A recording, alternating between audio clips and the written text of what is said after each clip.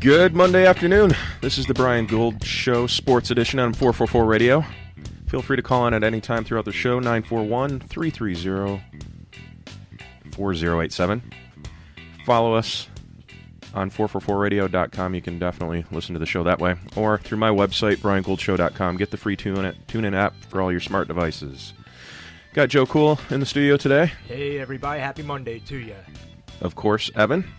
How we doing? Hey, I just got to say, I was very glad to see that another 9/11 has come and gone, and it was all fine. And the mastermind behind the mayhem, Jay. Hey, Jay. Oh, jeez. Want to vomit, yeah. Want to vomit, want to vomit, want to vomit, What's going on? Yeah. Oh, man. Nobody's even paying attention to us, and we'll take it. I think all the listeners just tuned off. What? Oh, my gosh. You know, if my ears could bleed right now, they probably would. I hope they do. Huge week in college football. Huge. Huge. We'll talk about these scores here. Yeah. That was pretty cool. All right. The hell was that? I have no idea. That was out of nowhere. Of course, Friday night, we had a game Friday night. Louisville destroys Syracuse. Number 13, Louisville over Syracuse, 62-28. Kind of a low stat game for a lot of the players there, even though the score was way off the chart. Of course, Saturday's games, we're going over top 25 scores here. Michigan wins over UCF. Michigan. 51-14. Spite threw for 4 touchdowns, 25 for 37, 312 yards. Darboh, leading receiver, 5 catches for 111 yards, 2 touchdowns. Bama destroys Western Kentucky, 38-10. Hurts had a decent game, 23 for 36, 287 yards, 2 touchdowns. And pretty small stats on the rushing side, but receiving-wise, it was an awesome game for Bama. Calvin Ridley, 9 catches, 129 yards with a touchdown.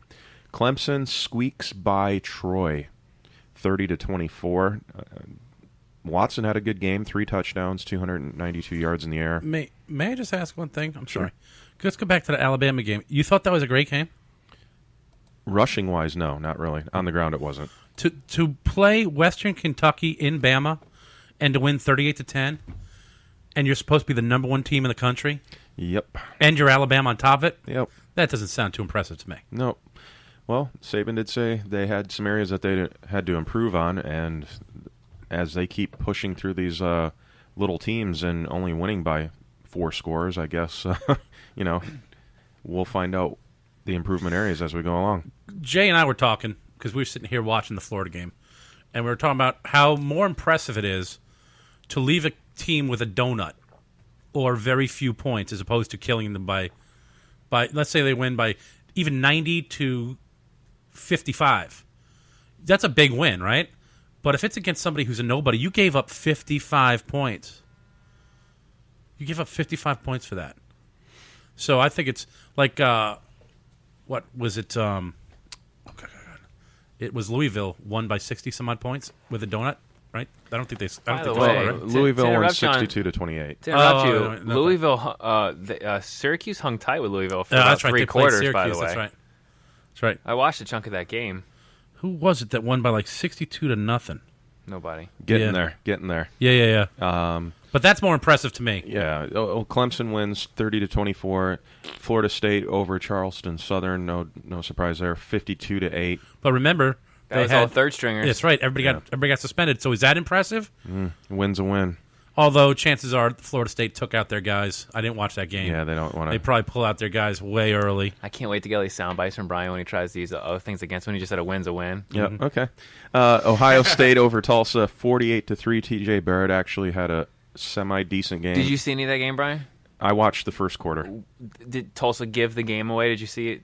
Did you see it? You know what? They fell With apart. it being 3-3 after the first, I was like, this is... It was 6-3 almost going into halftime, and then pick The six, wheels fell pick off. six, yeah, fumble. It turned Their turned out to offense be- just friggin' just dissolved. Yeah, Barrett went 14 for 22 with 149 yards, no touchdowns, which is... Man, Tulsa played good that first half, man. Well, which is not good for his first 25 minutes. Heisman run there. Houston over Lamar, it's 42-0. That's impressive. That's- 42-0's impressive. They're looking good. That's going to be Did he give the Gator score out yet? getting there. yeah, no. Top 25. And as of this weekend, Gators were not in the top 25. That's right. On one poll, but in the other poll they were. That's fine. That's right. Yeah, the Coach's The poll, one that the important one. the one that actually counts. coaches The poll, coaches all poll. the old fogies that sit there and say, I'm just going to mock last week's picks. So Washington over Idaho, 59-14. Georgia, 26-24 over Nichols. Are you kidding me? These guys, I don't know how they're going to stay in the top 10 Nichols if they keep State winning like that. They're not. No, they're number. They're dropping. Yeah, I think they're 14 or something like that right now. By the way, where's Nichols State? Any idea? You asked that last time. No I one- still don't. I asked that last week. I still don't know where the hell it is. Nickel State. Nichols State. Wisconsin over Akron, 54-10. Texas over UTEP, 41-7. Oklahoma, 59-17 over Louisiana Monroe. Arkansas with the upset. Big win. Over TCU, 41-38. Is it really an upset though? Well, If you go by polls, yeah. But I mean, in general, I think probably not. But No. that's because it's the SEC. yeah, That's what it is. SEC's the place to be, I guess, huh? TCU number 15 in the country gets beat at home By by an unranked Arkansas. an unranked SEC Arkansas. Iowa 42-3 over Iowa State, in-state rivalry game there. That's pretty impressive. Tennessee over Vodtech 45-24. Again, that was at Bristol, 159,000. Was it 159? 157, 157. So they beat the old Michigan Notre Dame attendance record.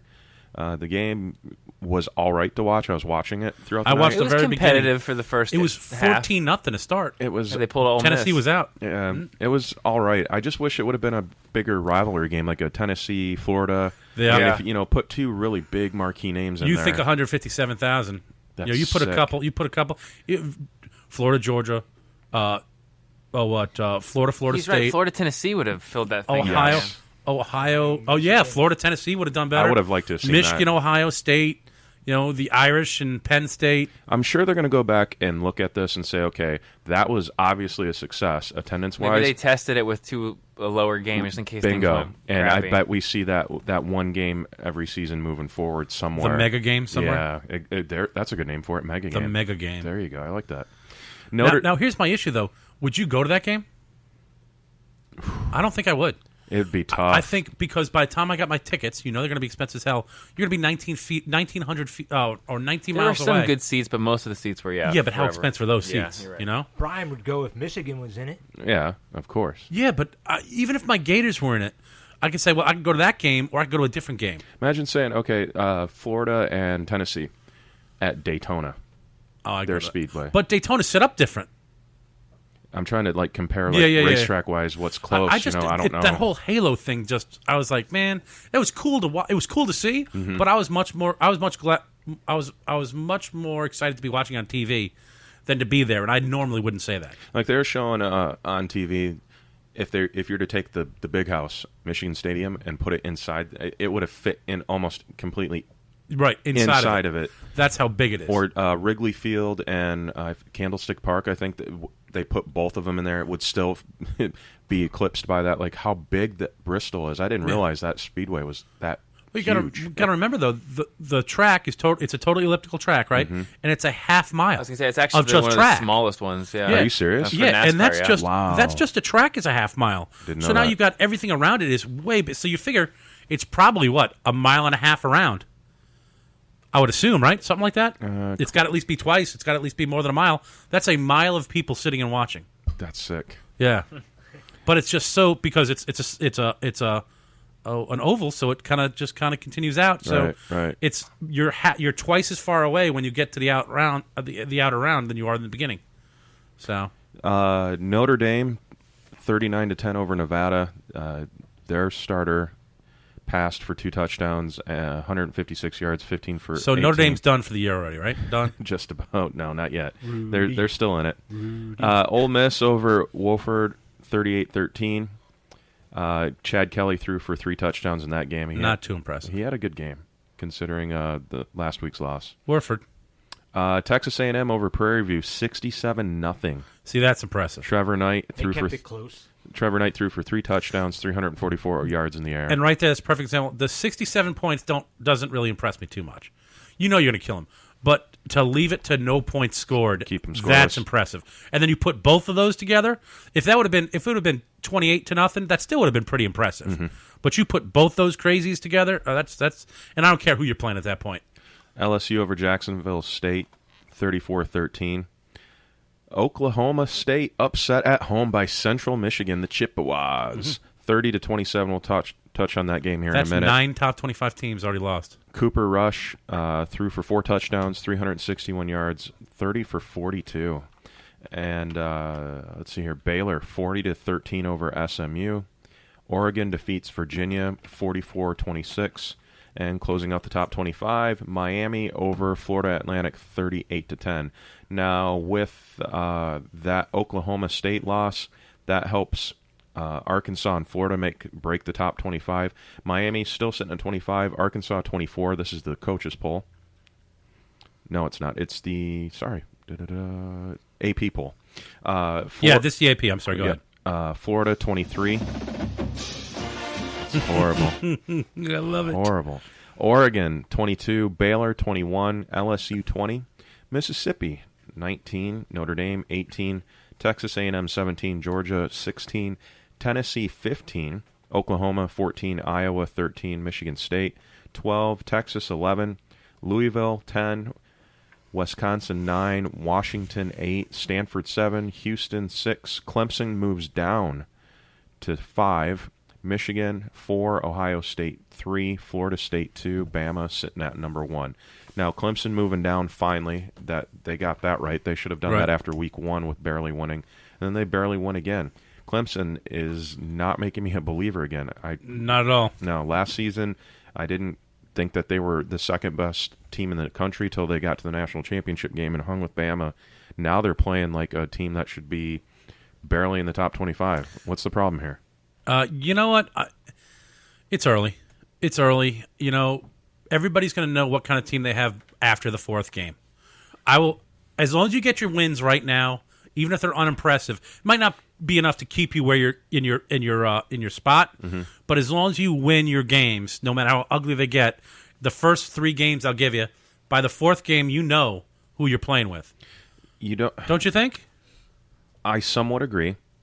The problem that I have is you don't have to game 4 coming in as the second best team in the nation to figure things out. That's why they dropped. You should be doing what Bama's doing and at least beating your teams by 3-4 scores. Right. And they're winning by 6.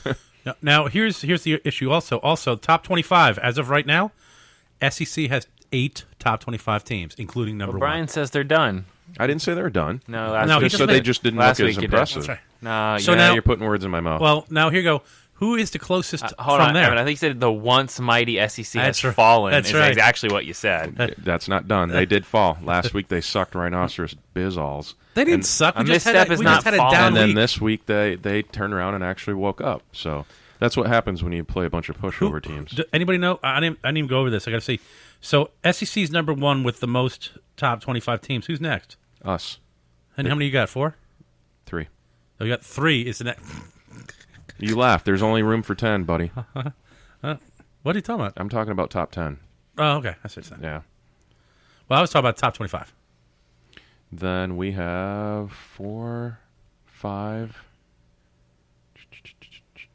5. Got 5. Yep. 5 is less than 8. Right now it is. No, just checking. And by the way, and they're going to say, "Oh, well, we got 3 in the top 10." Yeah, but it doesn't matter as long as it's not number 1, which we are. Cancel that. Oh, what are you going for? You going for your? No. That sounds like the Gators. It's an ad in the background. Sorry. Here, I'll fix it for you. No, it's good. No. Go ahead. I'm glad you're playing the number 23 song. Why don't you play the number 4? Hey, Because last time I checked, can't find that. 4 is better than you know, 23. you know what though? Unless Both you know what, take an though? E. Check this. If you're not Take an number, E. if you're not number 1 right now, it doesn't matter, does it? Oh, Take an dear E. Lord. Take an E. So you know what that means? We're both not the winners right now. That's the only difference in score right now. Take an E. Now, here's the thing. I do want to say this. I don't know about you guys, but I had a blast this weekend. This was a great weekend. I started it from Saturday and Sunday and yesterday or today. I can't wait to go watch the Monday Night Football games. And I've got to say, guys, I haven't given 2 craps about pro football for the most part, except for last year. My Denver was in the Super Bowl and won. That was great because it was my Denver Broncos. But overall, for NFL, I have not cared at all. That's the first time I've heard you call them your Denver Broncos. Yeah. He bought them over the weekend. Oh, okay. So- yeah, we had a 4-day weekend of football: Friday, Saturday, It Sunday, was and today. awesome. I've had so much fun. And guys, I know everybody's busy and stuff, but we got to get together. We got to. One of these years we can pull it together. Yesterday, I hung out with Tommy and Josh. So there was 4 of us because counting Melinda. So there was 4 of us, and we're having a good time, bitching and moaning back. It was a good time. I might be available Been a for a blast. Monday night game tonight. We'll see. Oh yeah, well we're gonna try to get together, Central Michigan kind sir. over Oklahoma State. Definitely. A little controversy with that. I don't know if you guys are Yeah, aware. I didn't. Okay. I heard about there was a controversy. I don't know what it was. Here's the breakdown. Now, the Big 12 and Mid-American Conference, the MAC, both announced yesterday that the They're dissolving officiating, because they suck. the officiating and instant replay crews who worked the game have been suspended for 2 games. The MAC suspended 8 officials. Big 12 suspended the 2-man instant replay crew for the game. Now, what happened was, on the very last play of the game, Oklahoma State has the ball, and they're running out the clock, and the quarterback throws the ball out of bounds. Right. Well, he takes the snap, turns, and throws it out of bounds. Intentional grounding. Right. Okay. By rule, the game cannot end on a penalty. A penalty. Period. That where Works. you lose yards. Right. And loss of down. So that in that case, They have to replay it. the game should have ended right then and there.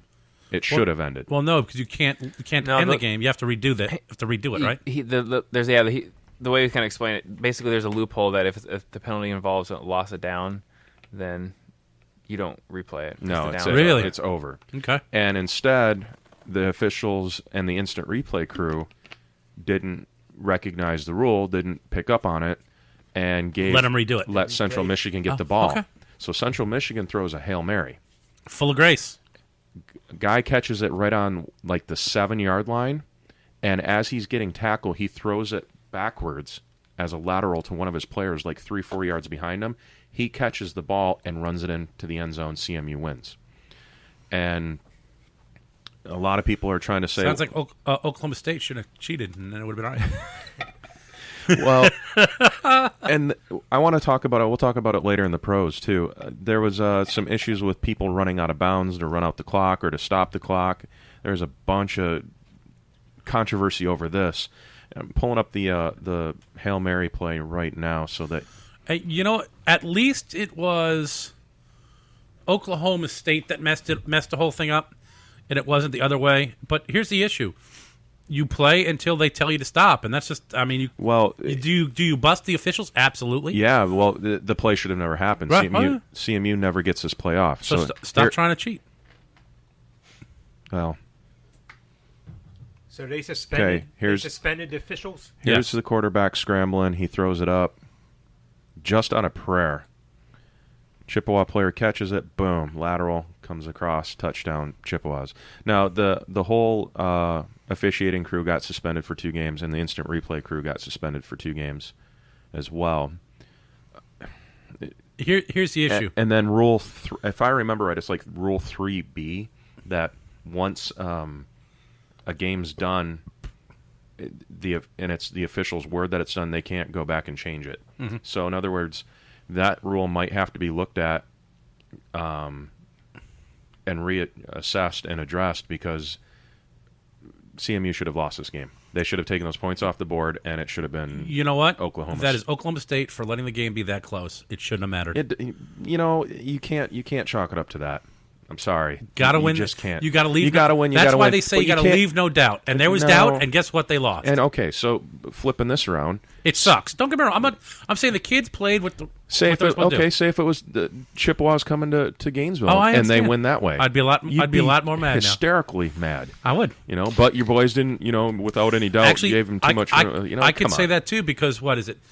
Was it 1998? Oh, God, I can't remember the year that Florida State came back and beat Florida at home, and they suspended the entire officiating crew because I can't remember in particular what all the fouls that continued to happen just ridiculously. They suspended. That was the first time I've ever seen it, and I was so pissed. But we still got the L, even though it was so blatant. So I do understand, but I mean, it's still done by people. It's still left up to opinion, and people are going to make wrong calls.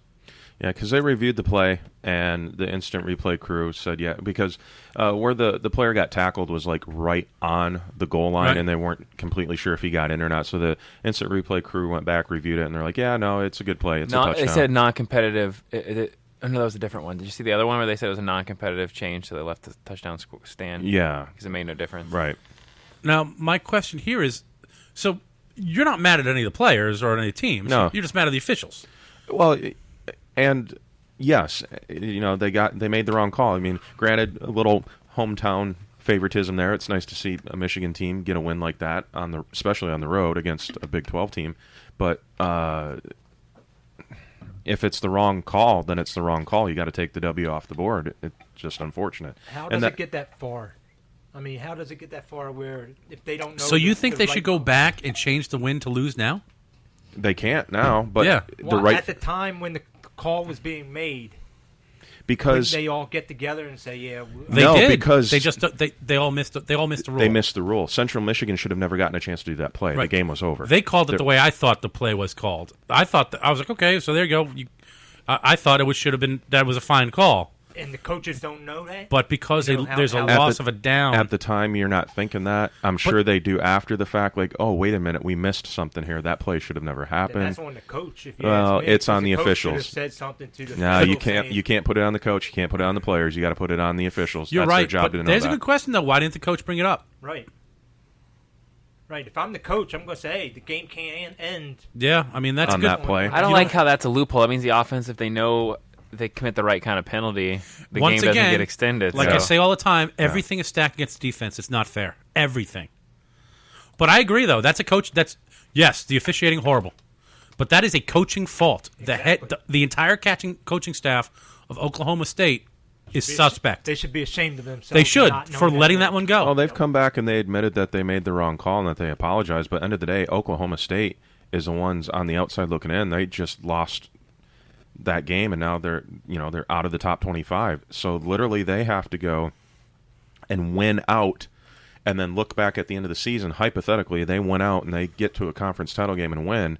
They're going to look back and say, "Okay, you see that one loss we got How screwed much on? did they lose by? They lost by 3 points. Okay, so they would have won by. They would have won 27-24. Okay, so that's if Oklahoma State won, they would have won by 3 points. Yes. Okay, they still would have been out of the top 25. No, they were Chippewa 22. State. Chippewa State. Didn't they play Chippewa State or Central Michigan. Oh, Central Michigan. Yeah. All right, Central Michigan. Anyway, Same thing. whatever. it's not. The Chip. I'm sorry. The Chip. What are they? Yeah, the, it is. The Chippewas. the Chippewas. I'm sorry. Yeah. They're the Chippewas. So they barely beat the Chippewas, and you're telling me they're not going to drop out of the top 25 anyway? No. They were sitting at number 24. Clemson. Clemson.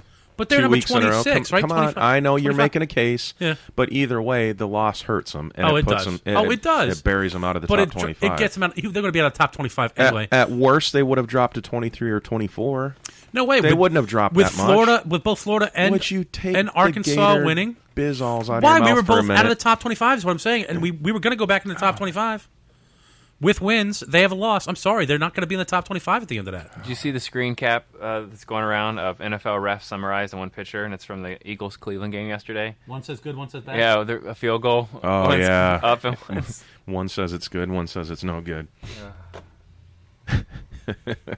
Awesome stuff. Well, you think they'd have a There's special officials. You think they'd have a special sign where they could at least both look like not idiots?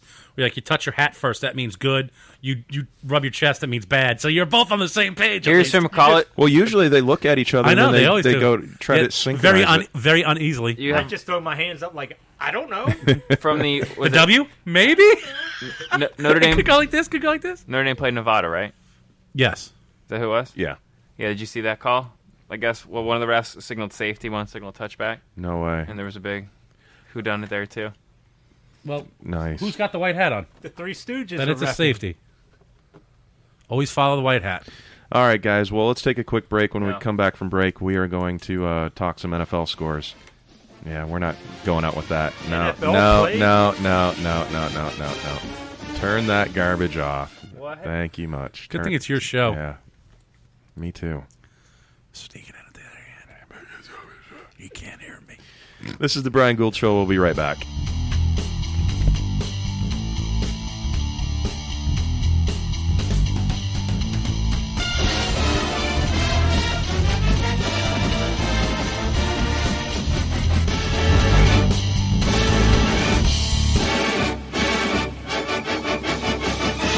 Hey guys, how we doing? This is Evan from the Bee and the Soup Bed Show. I'm here with Rita from J Dub's Brewing Company, and we're in studio. How are we doing today, Rita? Good, how are you? Excellent. Hey, I know you have a fantastic brewery over there. Please tell me a little bit about it. The brewery itself has a tasting room. It has 10 tap lines, so you can find anything that you want, from a light to a dark flavor. So whatever you like, you can get it. Absolutely, we got a flavor for you. Perfect. Also, tell me a little bit about the beer garden I've been hearing so much about. We got a big backyard out back.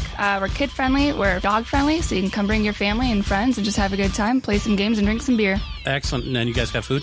Absolutely, we got food trucks every day around 5 o'clock. We're open Wednesday through Sunday, noon to midnight. Excellent. Hey, I hear a rumor that you guys do something cool over there on Wednesdays. We do. We have free yoga on Wednesday evening starting at 6:30. Come hang out and drink a beer and stretch it out. That sounds like a great way to spend a Wednesday, I'll tell you. It's 1215 Mango Avenue, Sarasota, Florida, 941-955-2739. And what about social media? Go to jdubsbrewing.com and you'll find everything right there. You guys are by far the best brewery in town, and we're proud to have you guys as our sponsor. Come on out there, have a drink with us, and we'll sit around and have a good time. Cheers, guys.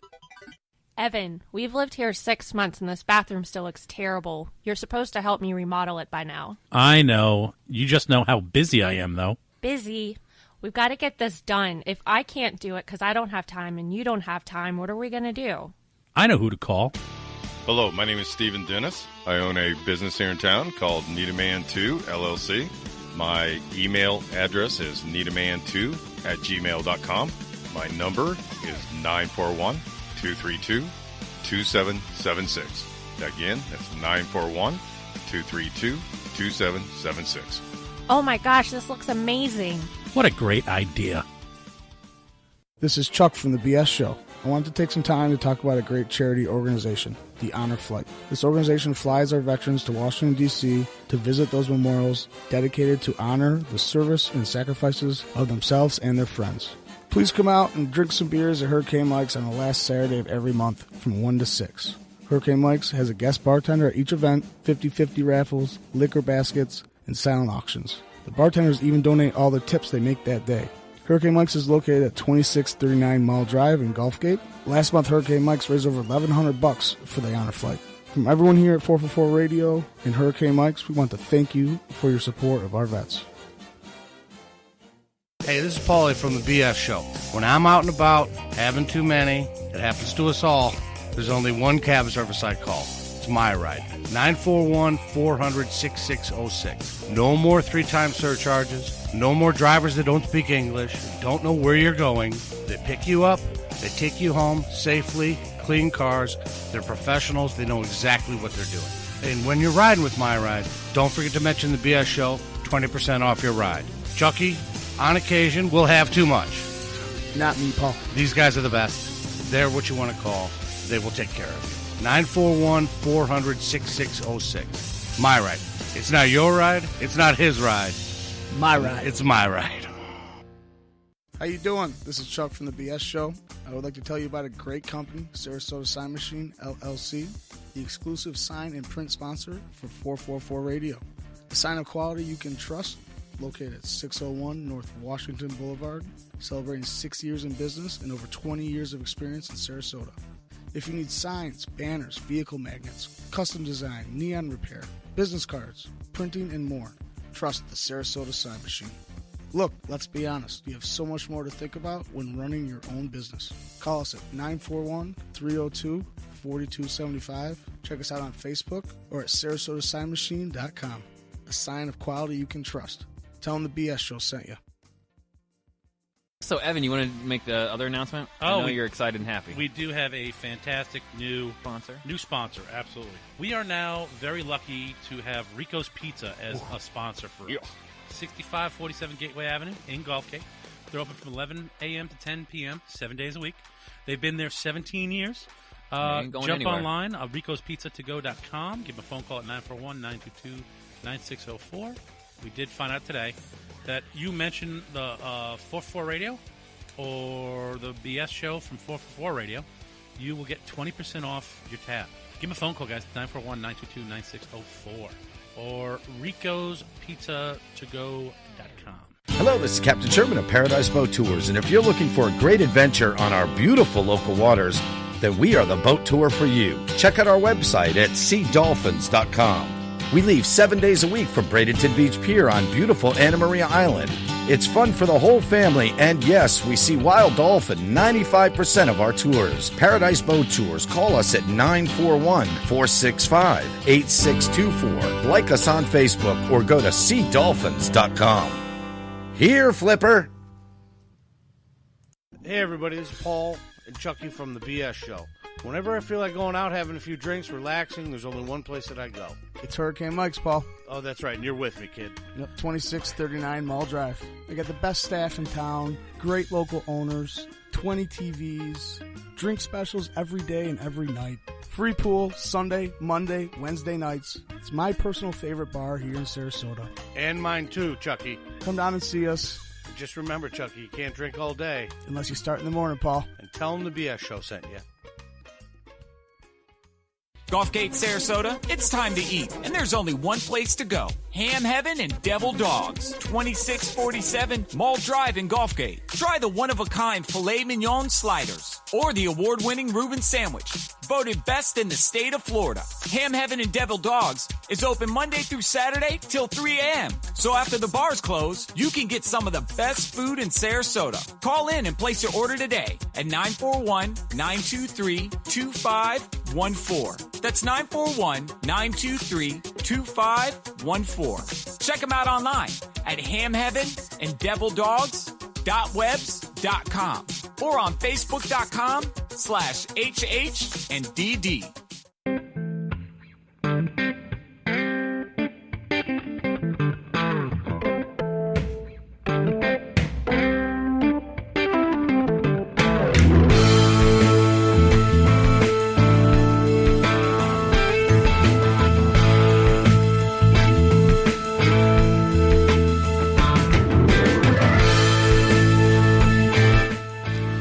Good Monday afternoon. This is the Brian Gould Show, Sports Edition on 444 Radio.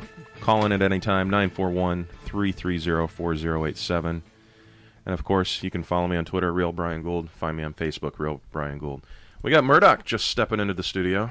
The animal. Mr. NFL. If you want some bad choices in football, listen to this guy. Oh, he only got one.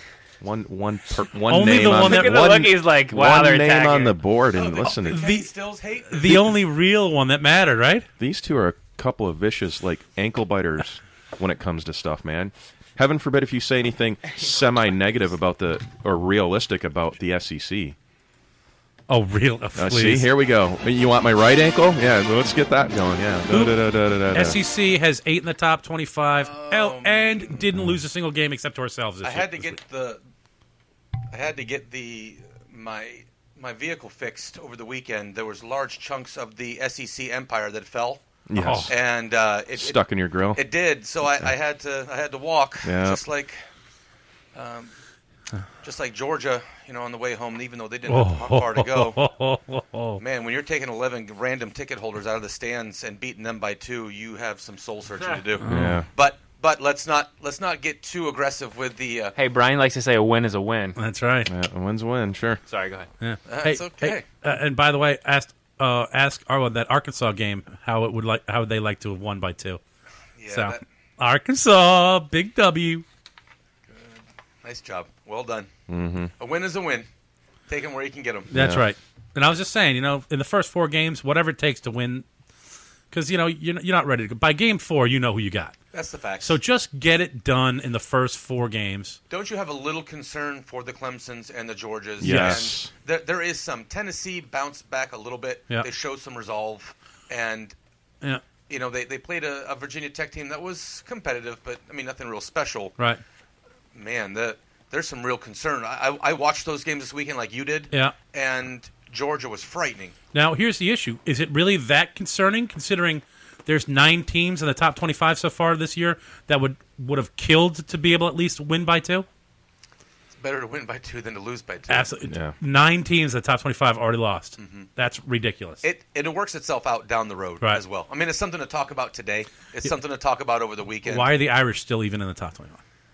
Because it's Notre Dame. Now there's the real question. They've got a big TV contract, blah, blah, blah. If it's not for ABC, ABC screws college sports up when it comes to football. The independent, I can't stand the independent schools. It's ridiculous. Get into a conference, play a conference game, and get it over with. Well, let's take a peek at the NFL over the weekend. We got full bulk schedule from the weekend. Of course, we had the Thursday night game that we all predicted wrong, except for Jay. But Sunday's games, really nice matchup with last night. Patriots over the Cardinals, 23-21. Carson Palmer throws for 2 touchdowns, 271 yards, 24 for 37. That seems like Larry Fitzgerald does not know how to get older. That's my man, baby. 20 points, yo! 2 touchdowns, 8 receptions for 81 yards. And clutch receptions, even though they too. came up with the even loss. though they came up short. It wasn't because of him. No. The Giants over the Cowboys, 20-19. Prescott throws for 227 yards. Rashard Jennings rushes for 75 yards. Beckham Jr., 73 yards. Giants, yay, go Giants. They made me the winner of a bet yesterday. I can't wait to cash in on that. Dolphins fall short to Seattle, 12-10. That was actually a really good game to watch, unless you're a Dolphins fan, of course. The ghost of Kenny Stills. Yep. When did Teddy Ginn Jr. get traded to Miami? Because that drop looked a lot like. No, except I think Ted Ginn would have actually caught that. Unfortunately, it all comes back. Teddy was there. He was drafted 11th overall or 13th overall. I'll tell you what, though, watching Miami play, it looked like they were playing good, and there's some stuff they did. And you're like, oh, come on, still such a Miami play. You're hearing it here right now. They beat New England. I wouldn't doubt it. Well, Russell Wilson throws 1 touchdown, 258 yards, 27 for 43. He did get injured with an ankle injury. Probably will not play week 2. The Chiefs down the Chargers 33-27. Alex Smith throws for 2 touchdowns, 363 yards. Spencer Ware. Who's that guy? Who's Spencer Ware? Yeah, I just wanted to say seven receptions. He rushed for 129 yards. Received for 129 yards. I'm not real familiar with fantasy sorry. football. Did he have a good day? Was that good? Was that good? Yeah, I think so. The Raiders defeat the Saints 35-34 on a 2-point conversion at the end of the game. Breeze had an awesome game. 4 touchdowns, 423 yards in the air, 28 for 42. Josh's only loss in his 5-game pick, and he lost it because they instead of going for the tie, they scored, and to 1,900 and change, he would have come up on that baby. What was Breeze's numbers again? 4 touchdowns, 423 yards passing. And he's not negotiating his contract until after the season. They finalized it. They did finalize it, yeah. Wow. Yep. Yeah, they're like, whew, it would have been more expensive next week. Yep, what did he settle for? He ended up, it's a 2-year / 5-year. Really, it was a 1 year. Ideally 1 year. They'll reevaluate right? it next year. Yeah, next year. This year and next year. Yeah, it's a really funky contract. It's really pay weird, him. oddly set Just up. pay him. The Bengals over the Jets, 23-22. Andy Dalton throws 1 touchdown. 23 for 30, 366 yards. Matt Forte, who? 22 carries for 96 yards, not a bad game. And A.J. Green was lights out, 180 yards, 1 touchdown. Vikings over the Titans, 25-16. Mariota had a good game, 25 for 41, 271 yards with 2 touchdowns. DeMarco Murray actually played a little bit there, ended up with 42 yards on the ground. Nice to see his name back in relevance again. Diggs, 7 receptions for 103 yards for Minnesota. The Bucks go into Atlanta. How about them Bucks? I think the Bucks, and win 31-24. Actually, they're in first place now. They're tied. Actually, Jay, you took Atlanta. On the picks? On air? On air, yeah. Yeah, you were the only one to take it. I was like, what? On the picks I did on the line? Yeah, on air. Oh, on air. Yeah. Oh. 31-24 over the Falcons. Matt Ryan throws for 2 touchdowns, 334 yards. Doug Martin had a decent game, 18 carries for 62 yards. Mike Evans lights out himself, 5 receptions, 99 yards with a touchdown. The Eagles over the Browns, 29-10. Wentz had a pretty good starting game, 22 for 37, 278 yards, 2 touchdowns. Ryan Matthews, another name I'd like to see back up there again, 22 carries, 77 yards with 1 touchdown.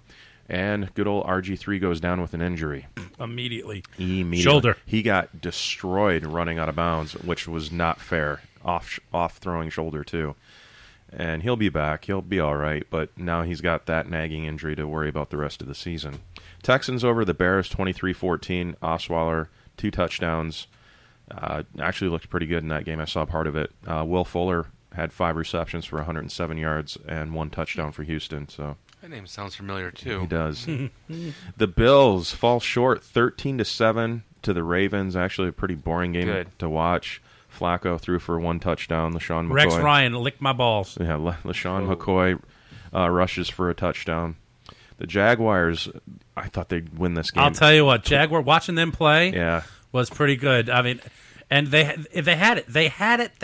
They just couldn't get it done. Green Bay with the win, 27-23. Blake Bortles, 1 touchdown, 320 yards in the air. Maybe next time. I'll tell you, I can't wait to see next week and see how they play. TJ ran the ball 20 times for 40 yards. Mm-hmm. You're not going to get a lot. I mean, Ivory doesn't play yesterday, and so they say, TJ, we need you to do what you do, and he did not do what he did. They needed that. You look back and you can watch the film. It doesn't take a rocket scientist to see that if you have 20 carries for 80 yards, and you lose like that, and they missed Chris. Yeah. The Lions go into Indy and win 39-35. That game ended pretty darn well if you're a Lions fan. Luck, you suck. Went down the field, kick a field goal, and win. Lions actually missed their extra point to tie the game. That came down to chewing on fingernails. Keep the lead, and then the Colts came back, take the lead with 1 point, and then the Lions go down with 4 seconds to go, kick the game-winning field goal. Andrew Luck had a pretty good game, 31 for 47, 385 yards, 4 touchdowns. And Dorsett on the ground, in the air, 4 receptions for 94 yards. Really good game back and forth in the beginning, but the Lions seemed to just kind of hold the edge up until literally the last quarter, and then they had to claw back for the win. Broncos, of course, beat the Panthers on the Thursday night game, but one thing I do want to say is the 2 best AFC teams defeated the 2 best NFC teams over the weekend. If you think about that, Denver defeats Carolina, and Green Bay won, and New England defeated Arizona. Both on a kick. Yes, and both with new quarterbacks. So, who had the better first start, Wentz, Garoppolo, or Prescott? I think Jimmy did more for me. I mean, he hasn't played to speak of. Wentz came in and really did some things as a rookie. They are buying him, by the way, in Philly. Mm-hmm. Buying them some cart, man. They love him. And you know what? The Browns passed on him. You think they purposely started Wentz just to say, hey, guess what? Suck it. Well, they didn't have much of a choice. Oh, they had Bradford. That was a game-time decision. And then they're like, no, we're going to go with Wentz anyways. Yeah. Bradford's gone. They have him or not Bradford, and Chase Daniels. Thank you. Yeah. Missouri. But He was nice. Prescott, it's all they could do to talk about. They couldn't get enough of Prescott in their mouth over the weekend, and rightfully so. They really, I mean, he's something to talk about. I watched that game as well. That kid and Ezekiel are going to be special. Man, I'm a Redskin fan. It kills me to watch that and know that I'm going to have to deal with that twice a year. Twice a season. That's going to be tough. And he just seems to have the it factor. Of all the three of them, I think that Dak has the it factor. He understands it. He seems a little different in between the ears. Wentz, is a high-profile pick. He went to a marginal school. Mississippi State, seeing you guys every single week, that makes you a better player. Ask Alex Smith, who I still don't buy. You can keep it. That's not a first-round pick. By the way, I thought the Chiefs, I had faith in them. That was an awesome game. That was heartbreaking if you're a San Diego fan. You did take Kansas City. I'd love to hear what you guys picked for your... Last Wednesday, we did picks. It was me, Jay, and Brian Ross called in. And... so you actually wrote down when we went on air? Yeah, I won 11... Did you look at the ones that are on the Yahoo one? Not yet. Oh, okay. I mean, if you want to go based off that, that'll probably... No, I'm just curious. I didn't know you were writing it down because some of those I was just kind of going against you guys. There were some of them. Those. You're just like, yeah, Atlanta. Are you talking about the one where it's the three of us and that's it? In Yahoo, yeah. No. Actually, yeah, you got... This is on air last Wednesday. No, he's talking about the other one. When you were getting your Tebow. You got destroyed on that one. What day were you getting your Tebow haircut? Wednesday, wasn't it? It was Thursday. Wednesday, Thursday, I thought. Thursday. He just whatever admitted the fact that it is, and it's a delicious haircut. I said It's a very but it's not a Tebow, but okay. I thought he was Tim Tebow. I'm telling you, I'm pretty bulked. I'm bulked up. That's right. Man, I will beat off right now. That'd be fantastic. The on-air picks, not including the Monday night games, I won 11-3. Jay won 8-6, and Brian Ross won 8-6. So not bad. First week for all of us. So tonight's game, Pittsburgh playing Washington and the Rams playing the 49ers. I can't believe I'm rooting for the Rapeless Burger. You don't have to. You're allowed to root for us. No, it's my fantasy football quarterback. So it is. It is. So it is. I see. That's right. A couple of key injuries over the weekend. Russell Wilson goes down, and RG3 goes Keenan down. Allen? And Allen's done for the season. Oh. That's huge. Yeah. Man, I wonder who has him in that league. Yeah, the number 2 over there is getting scooped up quick in all the leagugues. This guy's hurting. Waiver wire, here we go. I was excited. I started Fuller. I started Ware. I have luck. I'm feeling great. And with that first snap, Keenan catches that ball and oh no! First snap, second snap. Oh no, please no. But it was please yes, and it's a deep league, so you have 16 teams trying to find a wideout that isn't a 13-year-old child wearing a wide receiver's jersey in the section 318 is going to be tough to find. Anything you guys took away from week 1? I mean, like I mentioned earlier, the 2 best AFC teams took down the 2 best NFC teams. Kenny Stills was who I thought he was, and I will go back to what I thought. Wow. Can I get you a drink to wash that bitter pill down? Because I've got that stuck. I'll tell you what, there was a couple things. It was great to watch. It was great to watch Tampa Bay look as good as they did. Yes. To see the Jags play, that was impressive. And I didn't even think about it. But I'd like to see that happen. Florida teams. Hey, that'll be fine. That South Division, man. I think Tampa might be a clear-cut runner. After that, they might. Yeah, they look like they might. Because if they're going to win at Atlanta, they're going to win at home against Atlanta. That's for damn sure. Now, here's something else. When it comes to, as much as I hate talking about New England, the new quarterback, I thought especially when it comes with throwing, his arm, his accuracy, fantastic. His rookie mistakes came in the pocket. Not getting rid of the ball fast enough, taking it on the chin when he shouldn't have been. Not holding on to the ball 100%. There have been a couple scares. But that's going to happen with until you get in there and play the snaps, it's going to happen. Look who he's... So by week 4... It's not going to matter because after week 4, he's not relevant. That's what I'm saying. Is that look at who he gets to watch and emulate. Is arguably the greatest quarterback in the league now. Well, go to Green Bay and ask how that turns out. Which is exactly why there's such a problem. Denver. Matt Flynn. Garoppolo, I mean, he knows after 4 weeks he's done. Prescott has a question mark above his head. Like, is he going to be done by week 4? Is he going to be done by week 6? And Prescott, I mean, of the 3, Prescott, Wentz, and Garoppolo, Prescott has the most, I think, to gain because he's only going to get better. And just when he starts getting better, guess what? He's getting benched. for Romo. I still believe, and I'm in the minority here, that Dak is not going to lose that job when Tony's healthy. I would like to say that. The only thing is, it's crazy. Dallas is crazy.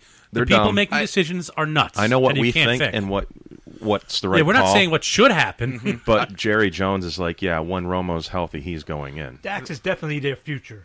Yeah. I'm a gambling man, and it just wouldn't. We talked about this last week. It would not be crazy to me if he stayed in, and it's like he ends up 6-0. That's not going to be, that'll be any given interesting. Sunday when Jamie Foxx comes in and takes over for Quaid. He doesn't see the field again because he just he takes over. He didn't have that splash. That was a movie. Yeah, and this is the good stuff. I just watch that. Jimmy is auditioning for somebody else. You hold that clipboard and you're Tom's guy. He learns a lot from Tom. He gets to play 4 games, and everybody in the world gets to see it. Nothing better for an audition than a 4-game stretch with Danny Amendola, Edelman, Bennett, Gronk. He's going to look real sexy, and he's going to go from making $3 million a year to making 13. Yeah, real quick. Real quick. Right. So, well, I like that, but I don't know. He. Dax, they have to start winning in Dallas. Yeah, if that's Dak's what it's going to boil down to. Yeah, if Dak's going to stay starting, they have to win. But here's the issue: Dax had nothing to do with that loss. When was the last time that you saw that energy or excitement? Back in '89, they drafted Troy, and they drafted Emmett, and they drafted Irvin, and that was a badass threesome. Again, I had to see him every year, and you didn't want to see those 3. Even if Emmett was running behind a great line, you still had the playmaker. And killed me that my man Emmett went to friggin' Dallas. I hate that. So I see it again, though. That's what I see is it's potential. It's potentially it is, there. It is potential. It stinks because Garrett is a puppet, and that's a fact. Jerry Jones is going to say you're starting Romo when Romo's healthy. Romo would have started yesterday if he was 50%. Did you feel the buzz when you watched that game? Could you feel the energy and the excitement in the stadium? That it was new. It's a new regime. It's not a new regime, but it's a new era. Rejuvenation too. Yeah, they're excited there. No, as outsiders and spectators looking in, yeah, absolutely, it's there. You can't deny the inevitable, but it's Jerry Jones. But it's not the changing of the guard yet. But you're getting to see they're what's getting coming. ready for it. They're getting. This is the celebration before. It's coming. Now, this is the warm-up party. You get to throw water bottles at me on week 5 when Tony comes in, and I told you so. Oh, Tony's going to come in and play. Kenny Stills for you. Yeah, Tony's going to come in now. Whether Tony's the starting quarterback at the end of the season, at the end of that game, I don't think is the case. But I definitely know that Tony definitely does not have anything to worry about as far as getting a starting job back. It's Romo's position, and Prescott's just there. But luckily, it's his to lose, which he's very good at. Well, in a month from now, you'll be able to see that ink dried, and good luck. I hope they all get scarred in a fire and they can't play because really. Someone sent me a text yesterday. Hey man, are you watching the game? I said, yeah, I'm looking for 2 grenades at the moment. Who do you like in the game? I said, both my left hand and right hand. I'm gonna 1 grenade for each of those teams. I couldn't. If they both never came back, it'd be all right with me. Mm-hmm. So with the way that those guys played yesterday, the Giants and the Cowboys, are we still looking at the best team being 8-8 in that division? Why could a Giant defense that has new members on it, they upgraded that defense, why could they not give Dak and company more difficulty and put that game to bed earlier? Dallas owned that game for the majority of that game. And, we talked about this again previously where Eli comes into Dallas and he struggles there. Right. He struggles there. 0-7, it's a bad number. They're 0-7 first week playing each other. Okay, so forever. There's some value to that. I mean, once, twice. Now you're talking about 7, and this thing goes right down to the wire. Again, man, pick a different week to play them. That's what I said. What's wrong with you? If I was New York, I'd say never. Never will I pay them on the first. I don't give a damn what we do. I will not play Dallas the first week of the year. I'm not going to do it. But the Giants, they're never good in the regular season. Once they hit the playoffs, that's when they start to gain momentum. They're a mediocre team that just makes the playoffs every year. You think they just need pressure? He just can't do anything without pressure on them? They go slow. They're slow out the box. And that's Eli's fault. That's Eli Manning all the way. Every year I'm surprised they're even in the hunt to make the playoffs. Yeah, well, I'm not it's the impressed division. with Any one of those teams in that division at 8-8 can, whoever wins the division makes the playoffs. Well, let's not point our fingers too much, because let's remember 7 years ago, Seattle was under 500 and went to the playoffs. So it's the division isn't what it used to be. It's not visions of grandeur. There's a rebound. I like it. I'm an NFC East guy. Philadelphia, to give the NFC, turn it into the SEC of professional football. But they're going to, they have Wentz. Philly may, Ryan Matthews looking good. Maybe they can bounce back as far as other, divisions. Washington is marked improvement from, a few years ago. Dallas now with what they have. The Giants, if they can give Jennings the ball and not make it a four-headed monster. You saw Shane Vereen come in over and over and over again. That's what happens with a third down back or a catching back like Dion Lewis or a Darren Sproles, a Shane Vereen. They have a particular role. They do your job, and that's what he did. He had 9 catches, but that's what he does. As long as they can give Jennings the ball, and not Paul or not Williams.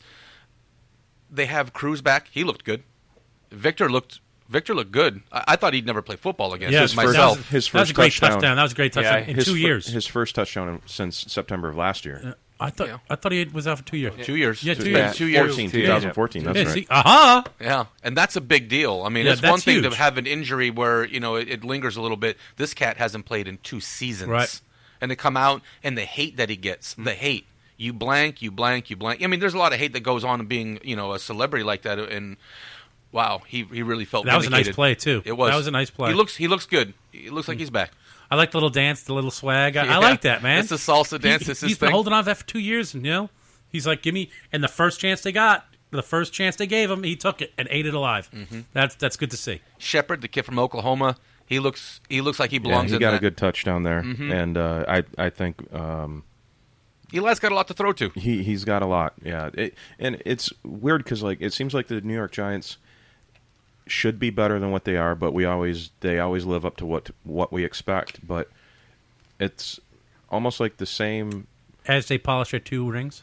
Well, they use the same process year in and year out, and either they do really, really well or else they're just mediocre. They don't change anything. Nothing ever changes there as far as the way that they play the game. And being in that division with seeing those same plays and same, the third down backs and the receiving and so on and so forth, that they would just get annihilated and only win 4 games. Coughlin's not there anymore. Do you see a visible difference in the way that the game is called as opposed to when he did? I think Eli's calling whatever he's throwing to. Eli's calling that side of the ball. I see more risks downfield, more attempts downfield, but I still see the same. It seems like the same process is there. I don't know how to describe it. Like they're. You remember Joe Gibbs? I mean, Joe Gibbs, my Redskin coach. Wins and wins and wins, but he won with 3 runs in a pile of dirt. That's all he did was run. Maybe throw here and there just to, because he had to. Oh, yeah, but Riggins. all he did, he had the diesel, but that's what he did, and that was his stamp on the game. That's how he coached. Tom Coughlin, I think, is 76 years old. He's set in a way that he coaches. That's how he coaches. He coaches a certain way. It's a poor man's Bobby Knight, give you the double tall boys, and if you don't like it, here it is. You're 2 minutes late to my meeting. You're not going to play. He's an old school coach. I think you're seeing some new blood. Look at Miami. Miami isn't the same. Isn't the same team that the. No, they didn't look anywhere near the same team as last year. I'm encouraged except for that last drive. That looked cliche Miami last 15 years, but up to that point. Teddy Ginn Jr. did you yesterday? I mean Kenny Stills. Ed, my son, we watched the Carolina game on Thursday for a little bit. And I show him Teddy Ginn come out. I said, son, that when a person says someone has hands of stone, that's Teddy Ginn. What does hands of stone mean? Well, imagine catching a ball with hands that are stone. You're not going to be able to catch them well. And Teddy didn't get a chance to validate my my point, but Kenny Stills sure did Sunday. Man, boy, he's still sick about that. It was like for 2 weeks, 3 weeks, you've been pumping Kenny Stills, man. And yesterday, I had Kenny. I'd played daily, and I got paid, but that's my humility trying to get patented out. I had Kenny Stills in my wideout spot at 3,200, and I took him out. It's still Seattle. I had to find some value at 3,000. I put Will Fuller in there at 37, spend a little bit money less, but Kenny Stills is it was Seattle, brother. Yeah, he's going to have a good season. He's going to show up here and there on really, really. But I'm glad that weeks. you can get some shots at me at my expense, because I am apparently the Kenny Stills fan club. So the Raiders, in the Raiders and Saints game and the Giants and Cowboys game, I believe there's one other one. I can't think of which one it is, but time clock management, definitely an issue.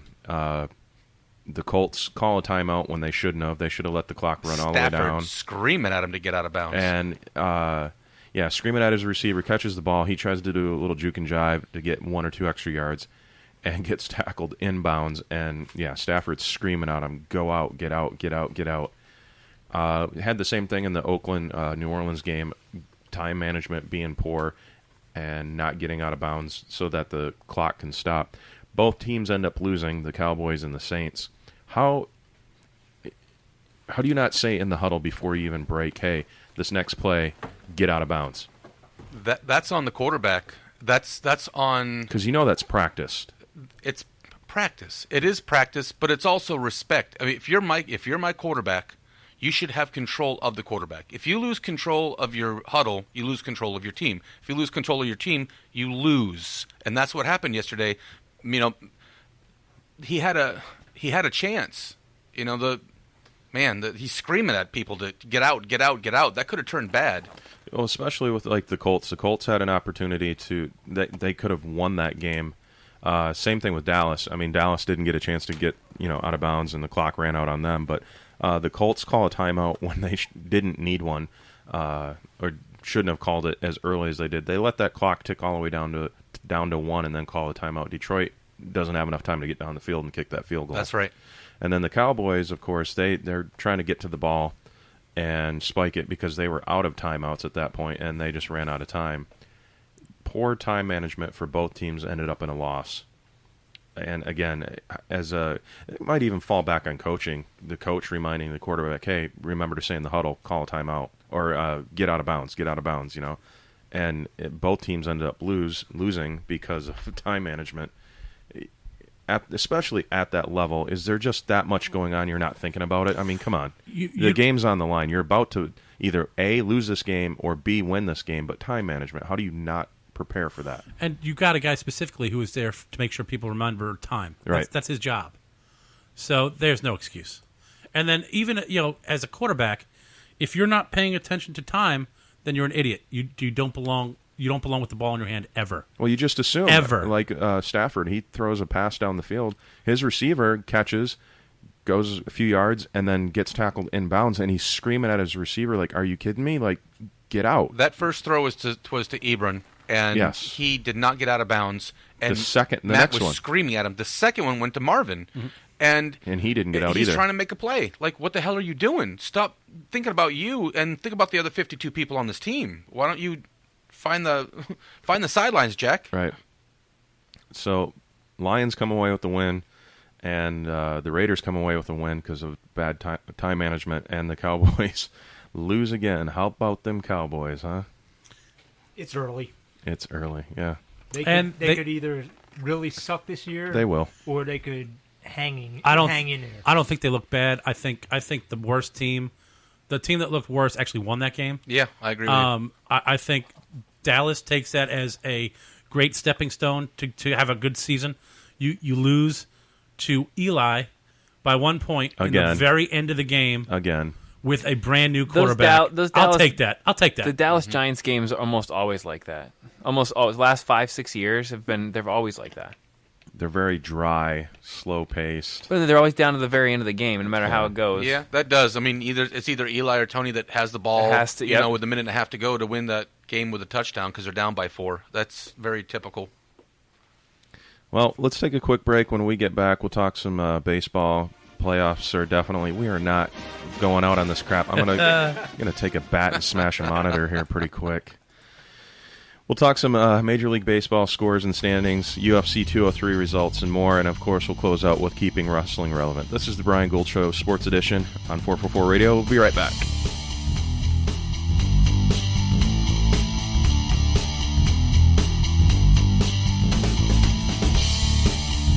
Hey, guys. How we doing? This is Evan from the Bee and the Soup Bed Show. I'm here with Rita from J-Dubs Brewing Company, and we're in studio. How are we doing today, Rita? Good. How are you? Excellent. Hey, I know you have a fantastic brewery over there. Please tell me a little bit about it. The brewery itself has a tasting room. It has 10 tap lines, so you can find anything that you want, from a light to a dark flavor. So whatever you like, you can get it? Absolutely. We got a flavor for you. Perfect. Also, tell me a little bit about the beer garden I've been hearing so much about. We got a big backyard out back. We're kid-friendly. We're dog-friendly, so you can come bring your family and friends and just have a good time, play some games, and drink some beer. Excellent. And then you guys got food? Absolutely. We got food trucks every day around 5 o'clock. We're open Wednesday through Sunday, noon to midnight. Excellent. Hey, I hear a rumor that you guys do something cool over there on Wednesdays. We do. We have free yoga on Wednesday evening starting at 6:30. Come hang out and drink a beer and stretch it out. That sounds like a great way to spend a Wednesday, I'll tell you. It's 1215 Mango Avenue, Sarasota, Florida, 941-955-2739. And what about social media? Go to jdubsbrewing.com and you'll find everything right there. You guys are by far the best brewery in town, and we're proud to have you guys as our sponsor. Come on out there, have a drink with us, and we'll sit around and have a good time. Cheers, guys. Evan, we've lived here 6 months and this bathroom still looks terrible. You're supposed to help me remodel it by now. I know. You just know how busy I am, though. Busy? We've got to get this done. If I can't do it because I don't have time and you don't have time, what are we going to do? I know who to call. Hello, my name is Stephen Dennis. I own a business here in town called Needaman2 LLC. My email address is needaman2@gmail.com. My number is 941-232-2776. Again, that's 941-232-2776. Oh my gosh, this looks amazing. What a great idea. This is Chuck from the BS Show. I wanted to take some time to talk about a great charity organization, the Honor Flight. This organization flies our veterans to Washington, D.C. to visit those memorials dedicated to honor the service and sacrifices of themselves and their friends. Please come out and drink some beers at Hurricane Mike's on the last Saturday of every month from 1 to 6. Hurricane Mike's has a guest bartender at each event, 50-50 raffles, liquor baskets, and silent auctions. The bartenders even donate all the tips they make that day. Hurricane Mike's is located at 2639 Mall Drive in Gulfgate. Last month, Hurricane Mike's raised over $1,100 for the Honor Flight. From everyone here at 444 Radio and Hurricane Mike's, we want to thank you for your support of our vets. Hey, this is Paulie from the BS Show. When I'm out and about, having too many, it happens to us all, there's only one cab service I call. It's my ride. 941-400-6606. No more 3-time surcharges. No more drivers that don't speak English, don't know where you're going. They pick you up, they take you home safely, clean cars. They're professionals. They know exactly what they're doing.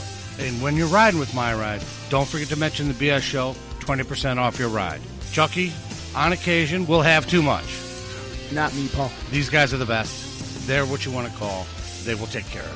941-400-6606. My Ride. It's not your ride. It's not his ride. My ride. It's my ride. How you doing? This is Chuck from the BS Show. I would like to tell you about a great company, Sarasota Sign Machine, LLC, the exclusive sign and print sponsor for 444 Radio. A sign of quality you can trust, located at 601 North Washington Boulevard, celebrating 6 years in business and over 20 years of experience in Sarasota. If you need signs, banners, vehicle magnets, custom design, neon repair, business cards, printing, and more, trust the Sarasota Sign Machine. Look, let's be honest, you have so much more to think about when running your own business. Call us at 941-302-4275. Check us out on Facebook or at sarasotasignmachine.com. A sign of quality you can trust. Tell them the BS Show sent you. So, Evan, you want to make the other announcement? I know you're excited and happy. We do have a fantastic new sponsor, absolutely. We are now very lucky to have Rico's Pizza as a sponsor for us. 6547 Gateway Avenue in Gulfgate. They're open from 11 a.m. to 10 p.m., 7 days a week.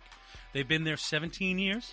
ain't going Jump anywhere. online, ricospizzatogo.com. Give a phone call at 941-922-9604.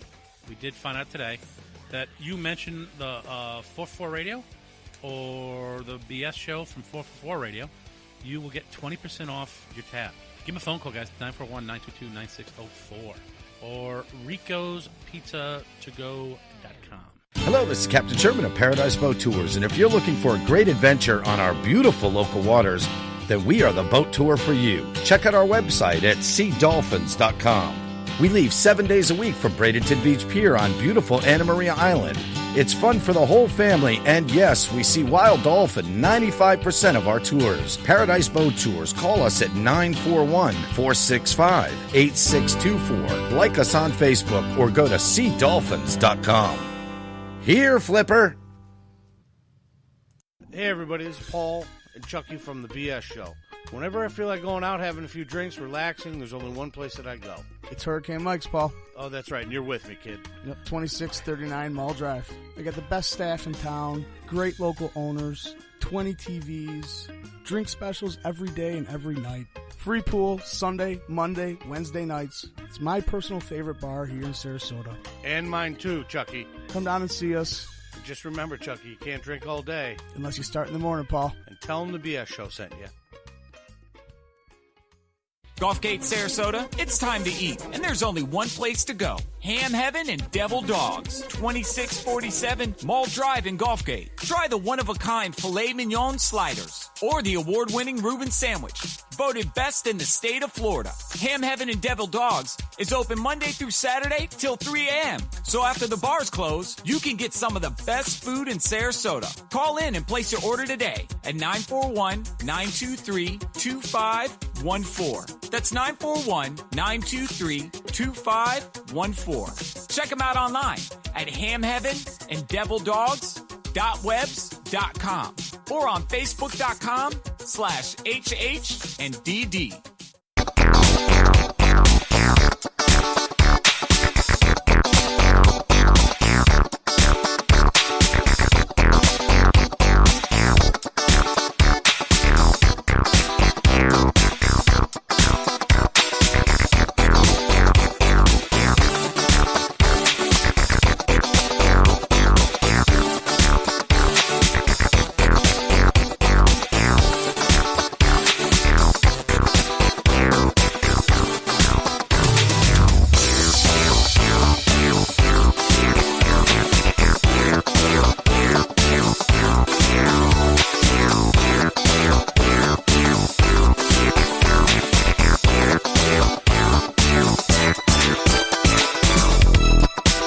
What you get? Like? We are back. This is the Brian Gould Show, Sports Edition on 444 Radio. Boy, did you guys miss something there. That was epic. Jay, just for you. Just because. Ready? Only song that matters. Just make...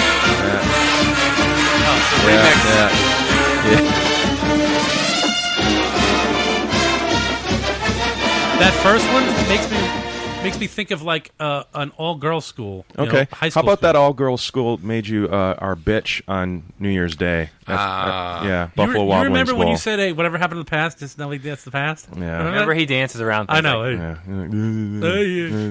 He hasn't seen a weekend as good as he just experienced in a long the Lions long win, time. the Tigers win, and the Wolverines win all this weekend. And Yeah. 2 weeks in a row that Michigan has covered the number and the over. Side note. Yeah, there you go. Nicely done. Yeah. Losers. Go ahead, take a drink of that. This is my weight loss, all right? Don't make fun of... Let's not be so mean, okay? I got a better way for you to lose 200 pounds. Yeah, how's that? Drop the Gators as your team. Oh, really? 200 pounds? Really?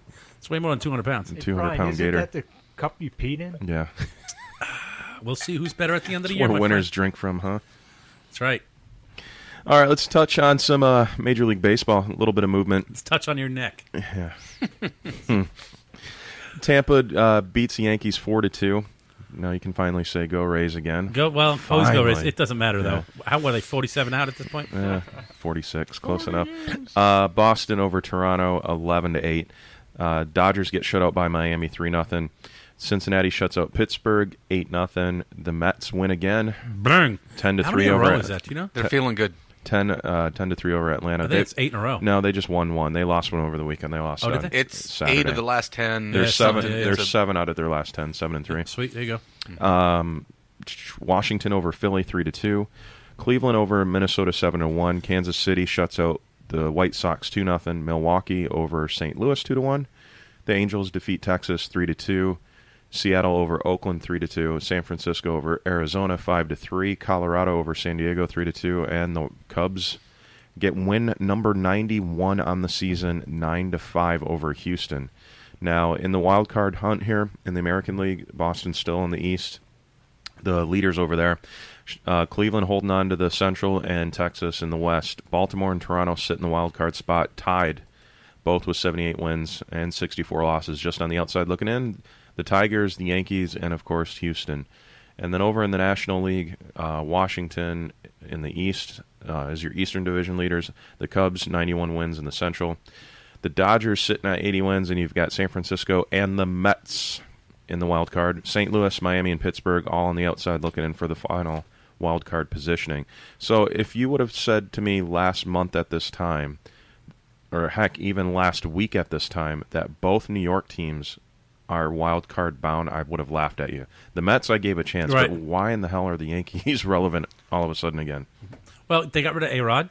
Everybody had to step up. That had nothing to do with it. No. They get that had a lot to do. A-Rod leaves. Everybody steps up because they have to make up for. Because no matter what you say, A-Rod's still a good player, and you don't have a little bit of egos out. They got right? better. Beltran's gone. That's right. Beltran's gone. Beltran's gone. A-Rod's gone. A ton of the ego's gone. The best pitching staff on the back end is gone. You know, Chapman's gone. Miller's gone. They get some guys that come up that want to win, that aren't just there to collect their $25 million a year. It's infectious. Amen. when you call it like now, that. I've got some bad news for you if you are a Yankee fan. Yeah, you're not going to go far, but hey.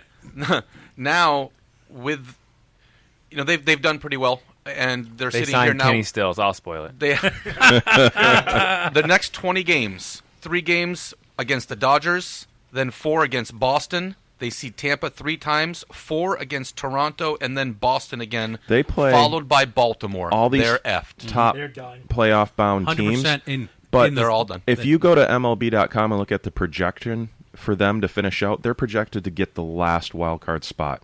How they're basing that, I don't know, but they've got this little stat thing here that has them getting in as the 6th team, literally, like edging out Toronto and Detroit and Houston. Is that the same statistical device that Del Rio used yesterday for going for 2? Maybe. Because that doesn't happen majority of the 1% of the time, and it came through. Here's my question. The NLCS, Mets, and Cubs. The Cubs get knocked out again by the Mets? You know what? I'm telling you, man. I don't know. I want to watch that pitching staff close a season out. The Mets, they're playing, and they're pitching Mets well are right on now. Fire. They are. It's the team that's the hottest at the end, and we talked about and it they're before. both hot as hell right now. Yeah. So then you go pitching, right? Yeah. You have 3 weeks. I'm going to watch that last week, that last rotation of the staff.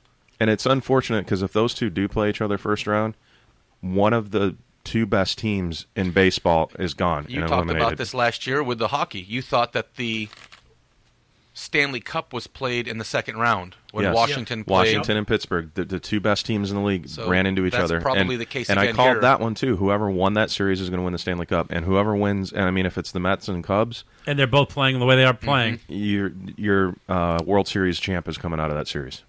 I agree with you. I think so. Yeah. I think chances are, if either one of those teams get there, I think the championship, the World Series championship. Now you keep saying you think the Mets will win the division, but no, they're not. I don't Washington's 7-3 in in their last 10. They're not going to let go of that lead. The Mets are going to have to play an extra game. It's going to happen. But with that's 3 okay. weeks to go and no Strasburg, if he doesn't pitch again for the rest of the year, and he's not going to pitch again for the rest of the year, right? That's true. There's a void. Yeah, that's a substantial. I mean, he was 8-0. He's a big. How many part are of back that team. now? How many are the Mets back? 10.5. Now No, sorry, no. 9.5. 9.5. Yeah, we keep winning and we keep losing games. But, they would have to go poor man's Anaheim. Yeah, there's no way. But what the issue is as you're winning, Washington Yeah, wins. Washington keeps winning. When you lose, Washington loses. Right. So no one's ever taken an advantage. You're both 7-3 in your Do last they 10. play each other anymore? Let's take a look. That's a good question. Because it might come down If to they that. play each other, then you might have a chance. Yeah, that's a full rotation right there. Mm-hmm. That'll be a full point. Yeah, every night. Mm-hmm. So Let's see, that's a schedule quick way to make here. up a third of it. Bang. Yep. Otherwise, it's a half point here. they have Rourke. Washington does. They got a kid named Rourke. They still have Max Scherzer. Their pitching isn't bad. It hurts to. The last 2 games, talk about bad beats. Not to tie this in again. You do. Do we play? You play them tonight. How did I not know Do this? we really? Nationals in a 3-game series, and then you play the Twins, the Braves, and you close out against Philly. Or Twins, Braves, Philly, Marlins, then you close out against Philly. Man, that's a nice run. That's a sexy run. You're going to win more games than you lose on that deal. Yeah, absolutely. That's The game before, this is at my expense, so you can enjoy the smile, that I take Kershaw, the game that he got hurt.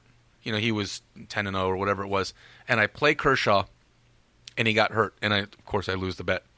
And Strasburg, it was last week where I had that 2-team parlay. I had Price and Strasburg, and it hit, but Strasburg went out in the 3rd inning, and he's done.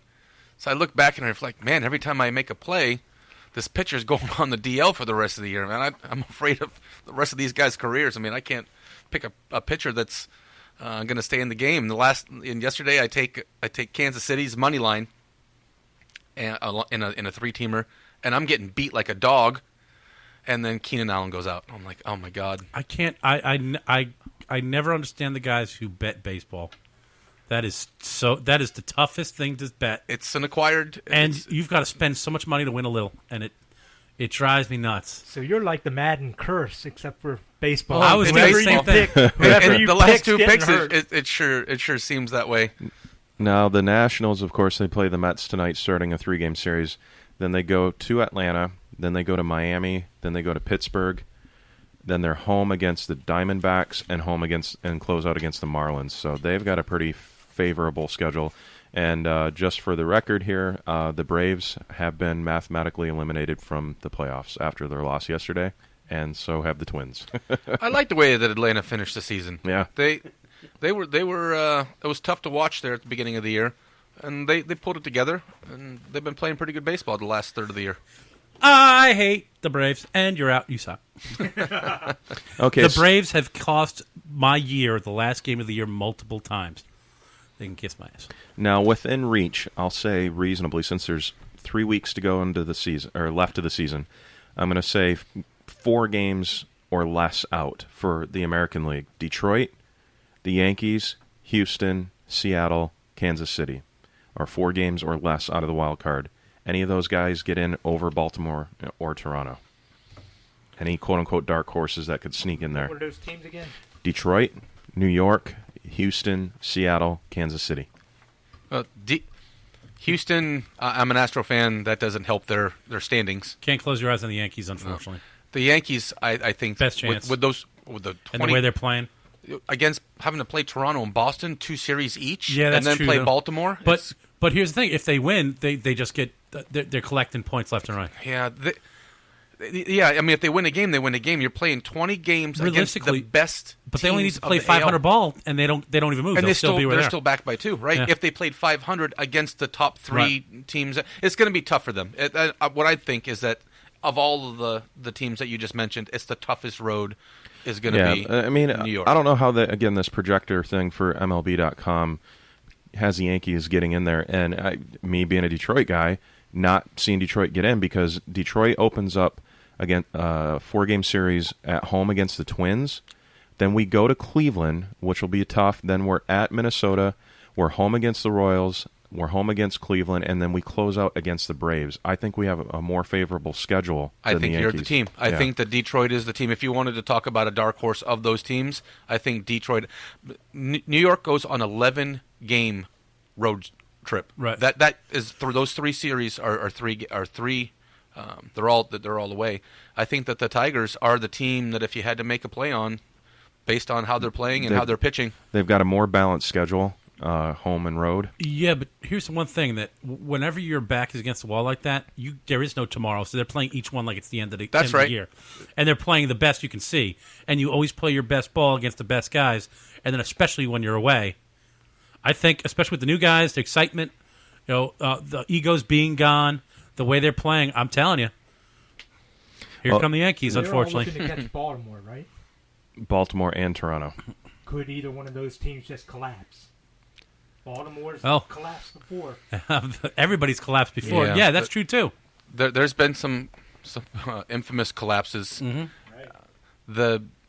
I don't see any.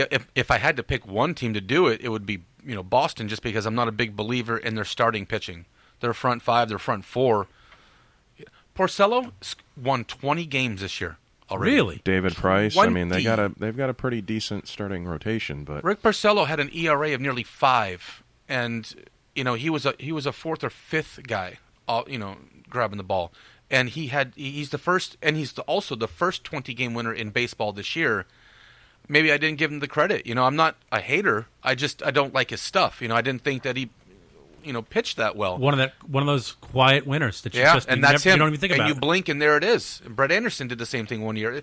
Rick has 20 wins. You put that with David Price, heaven forbid, they can actually not. That's 38 wins together, right? He's got 18. Yeah, that's 18. That's almost 40. That's a big number. That's 38 wins between two guys. That's that what allows you need on a winning team. And that allows your other pitchers to act the fool occasionally, because two of the other ones can, fill their pants and do horribly, and it's still they're waiting for that fifth pitcher, and they're winning baseball. There's 600. No, in the National League, unfortunately, there's only one team that's 4 games or less out, and that's St. Louis. They're out by a half game. Then you bump over to Miami at 5 and Pittsburgh at 6. So we'll just keep it at St. Louis. You've got San Francisco and the Mets sitting there. Can St. Louis find a way to get in? I love St. Louis enough to give them a little chance last week when we talked about who could have it. I'm sorry. I had to shake their hand and tell them that I love them and send them off into the sunset. I do not like them, but if anybody's got a chance, St. Louis is a team that can do it. They've got the experience. They know how to get it done. It's true. If they could just tighten their belt and come at it. I think this is done. I think it's set. I think it's far. I think this is it. Washington, Chicago, and the Dodgers are all your divisional leaders, and then, of course, San Francisco and the Mets in the wild card. So the Mets and San Francisco have the wild card playoff against each other, the one-gamer. Mets win. That one-gamer is silly. I mean, you play 160 games, 162 games for... I got to say, I understand where you're coming from. I love it. For one game. I love, you know what? But here's the thing: in baseball, you always have the 5 games, the 7 games. You always have 3 or 4 in regular year. Wasn't it? I like sometimes. Look, you just got to win to be able to go forward, and I like that. Somebody last year lost their front man on that last game. Cueto. It was I don't remember who it was, and you play all year just for that one game. Fair enough, but man, I mean, anything can happen in that last weekend that you're chasing down that game. You know what that one game proves when everybody talks about baseball? Oh, we lost that game. That's no big deal. It's April.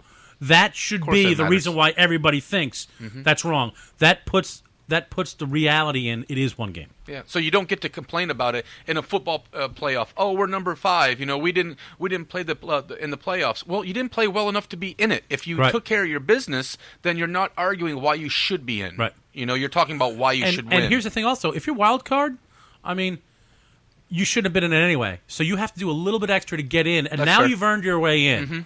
And I like that. I'm sorry, I do. It's one of the most exciting games of the year. It always is. It is. It comes right down to. I love it. I love it. And God forbid if you caught a game that goes into extra innings. Awesome. Bring it on. Oh, I'm getting goosebumps just thinking about it. Usually, it's the healthiest team at the end that gets in. Not the health. It's whoever's on fire. The hotter you are, the hot team, the better you got. But here's the one thing about the one game. Even if you are the hot team, you can have an off game, and that's where you got the chance. So it evens out the two teams. Yeah, but your best guy needs to have his best stuff on that one game. You don't get a 5-game series or a 3-game series. And also changes the way you play, because guess what? If you need to pull another starter, to pitch, Yeah. then you have to. Sure. Because there's no tomorrow if you don't win this. So it doesn't matter if he's rested for the next game if he's not there anyway. Brian, did you hear the bad news from Kansas City regarding their Kansas lost one of their own last week? Pretty sad story. The mantis that they were all hugging and kissing, and that was their good luck charm. Do you remember the praying mantis that they had in the cage? No. Who's this? Kansas City Royals had the praying mantis. When? I was not aware of this. Oh, for weeks and weeks. They had this praying This year? mantis. Yeah, and it's been a big deal. And they come around, they hug it, and they chant at it, like Jobu. And anything to get the rally monkey back, huh? It died. And so, nobody could go find another one and just they throw it in there went and to not find say a second one. Yeah. And they got a second one. And then someone who's more rational than the guy from the Dominican said, you know what? Let's not get a second mantis killed at the hands of our baseball team. Oh, my. Let's hand it over to some organization, which they did. And they'll protect it. And they just called it a day. Peter. Because the first one, their lifetime is a lot longer. Their span is certainly longer than 3 one weeks. that is in a baseball dugout. Something bad happened there. Dead Somebody mantis. stepped on him. And they're like, oh, man, this is a great idea. Let's get a second one. They'll never know. Whoa. This isn't Mr. Wiggles and Meet the Fockers. You know what what are you doing? You know what this reminds me of? It reminds me of what the hell is it? Major League when they had to go get the chicken. Yeah. And he's finally like, God damn, I should have got a real chicken. In front of a fucking chicken. We should have got a real chicken. Bartender, Joe Boo needs a refill. Joe. Oh, my. He gets hit on the head by the bat. So is that good news for Detroit, meaning Kansas City? I think so. Probably? I think that's what you should take away from that. I'll tell you what. Here's the thing. And everybody here's played sports before, right? You don't mess with a streak. I don't care what it is. If a guy thinks that's what it is, then guess what? That's what it is. That's what it is. It does not matter. Yep. And I just hope that people I play with don't have disgusting I'm ones. a little superstitious like that myself. Oh, yeah. Oh, no. Yeah. The superstition of sports is amazing. In every sport, people, they don't change their socks, their underwears, whatever. Wade Boggs ate a fried chicken before every single meal as a professional baseball player. Before every meal? Every meal. Every day. Every meal before the game. Right. So he ate chicken every day from 84 to, Was it a live chicken? He and Jobu were not sharing a cab over to I the tell you all the car. time, even not playing anymore, I've got that pair of socks that I've got. I've got Florida socks that I got in 2005. And I've got 4 national championships and a Heisman with that son of a bitch. And I refuse. They got holes in them. I put them on. And they hurt because my toes stick to, so it hurts to wear. But I wear them every goddamn game, man. That's funny. I'm like, come on. How do you not? Who's to say that's not what it was? You could be the key. I could be the key. To the entire year. There was some times where every game that I would watch, Florida would lose, so I stopped watching games, and we were just killing it. And that year was tough for me because I'm like, I want to watch the game, but I can't. If I watch, we're gonna lose. That's the worst one. How much was the therapy bill at the end of that year? It was not you, brother. It was not you. You were allowed to watch. I'm just sitting there listening. What's the craziest superstition you guys have heard of? And well, people do things to animals, right? They sing. Yeah, that's bad. I think New England, before every win, you have to murder someone. I think that was a bad one. Right? Yeah. That's the craziest one. But they won. Boy, did they win. And where did he go to school? Oh, well, he was fine in school. He was fine there. Once he went to New England is when the murdering started. I see. Everything's fine in Florida. We don't have any issues. Oh, no, there. we got It's plenty okay. of Florida craziness. Yeah. But let's put it where it belongs. There's a ton of crazies down here. New England Jeez, Patriots allow murder. That's what it is. man. They don't allow murder. They absolutely do. They allow them to do 3. Apparently, Florida allows. Not at all. Yeah. Nope. Oh, and you're not going to take credit for any of those, huh? Not for 2 out of the 3 at least. No way. Yeah, you should. No way. He was out of school by the time that happened. Yeah, whatever. Next. Bad upbringing. Next. Well, yeah, but he's from Connecticut. Oh, here we go New with England. that crap again. You're going to get me banned on YouTube. He's from New England. Oh, that's what you're worried about? That too. Copyright. Yeah. Oh, my God. Yeah. Well, no, we've It's a paid. horrible Does song that anyways. fall under No, the it does BMI? not. No, it does not. Yeah, it might not. Well, yeah, but it's got to be more than 3 seconds. We're good. Yeah, well. You're good as long That's as it's why under 3 seconds. I'm talking Yeah, Brian, through it so, sing it. so If it you gets just- if you distorted. just 30 sang. seconds? Oh, it's going to be under 30 seconds. We're fine. I'm talking through it to keep Let's it see what distorted. 29 seconds sounds no, like. let's You ready? not. Go. Let's not and say we did.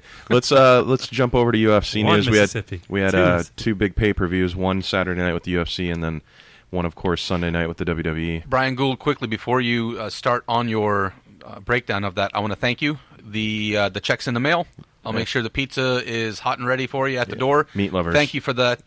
Thank you for those. Can I ask how it turned out? 5-0 on my UFC It didn't hurt. picks.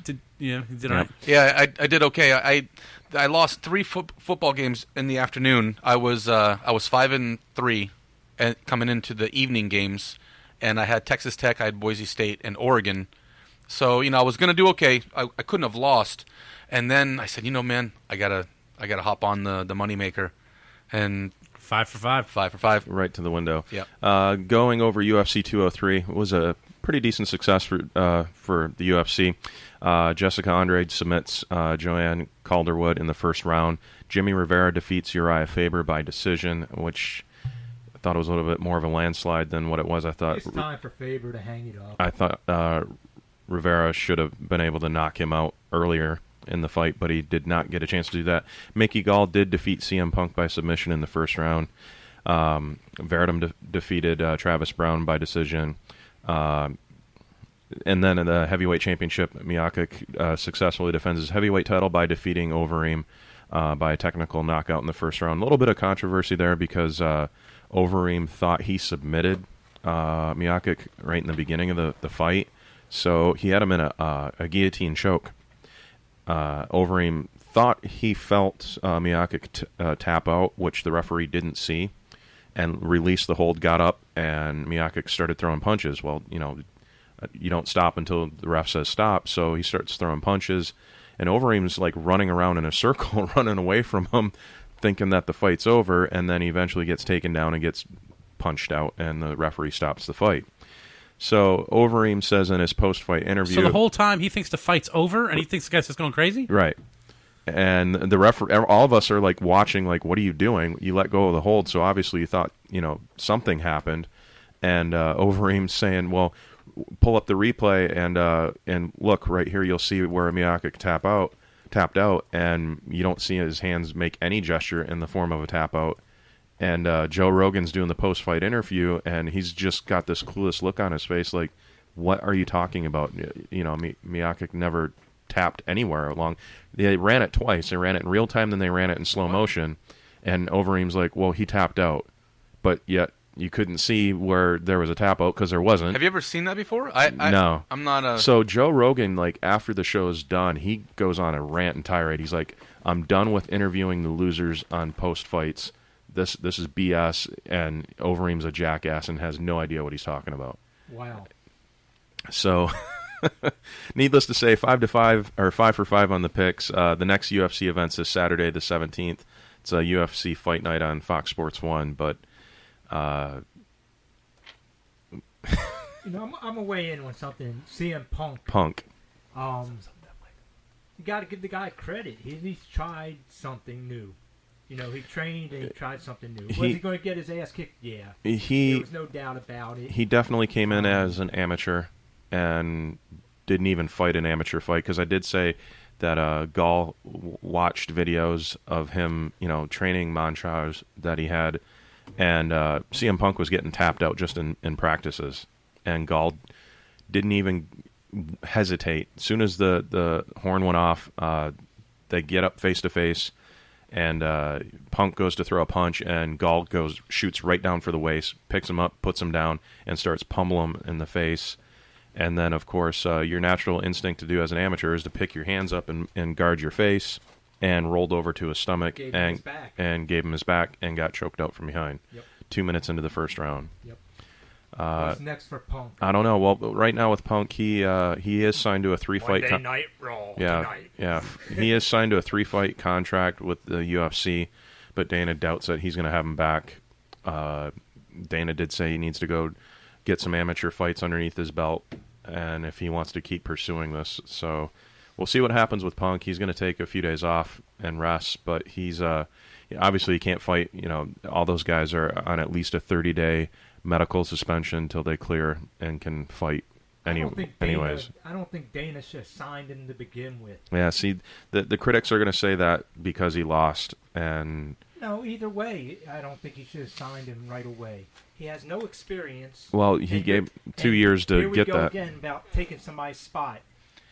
How many pay-per-views were sold because his name was on the card? It was still tell me that. It was and yes, it was a success in that aspect that people bought just to see it. I don't watch the sport, but I know enough about CM Punk, and if I did enjoy watching his entertainment, I would be able to be persuaded to spend my attendance was a little over 17,000 because it's or a little over 18,000. It was in Cleveland. The pay-per-view buys was 2.1 million, I think, if I remember right. Is that good? That's a little bit above average. That's pretty good, actually. Oh, really? Okay. Yeah. So maybe they got a CM bump. Yes, exactly.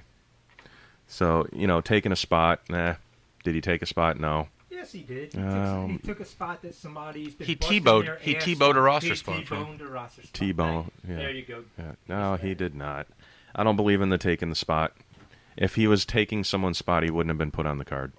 He was put on the spot he took was CM Punk's spot. He was put on that spot because of his name. More or less. It's a business, It's a business, right? yeah. It is a business. Yeah. So. You know what? And if you want to go with that philosophy, the UFC has 500 contracted fighters in their organization. And you only see 10 of them. Boo effing who if he took a spot. There's 500 contracted fighters. Okay, that was good for the one fight. Yep. Since he lost, and he lost pretty Okay, royally. so Pete again? Pete Smith that's contracted there gets a fight with Mickey Gall. Are you gonna watch Pete Smith and Mickey Gall fight? Are we talking about it today? Smith was a decent fighter. Are maybe. we talking about it today? No. Are we talking about the heavyweight championship fight? Barely. No. We're talking about Punk, who sold tickets. Okay, take the spot. So take him on my roster. If you're going on your theory, since Punk lost, would you bring him back just to sell tickets? No one wants to see it now.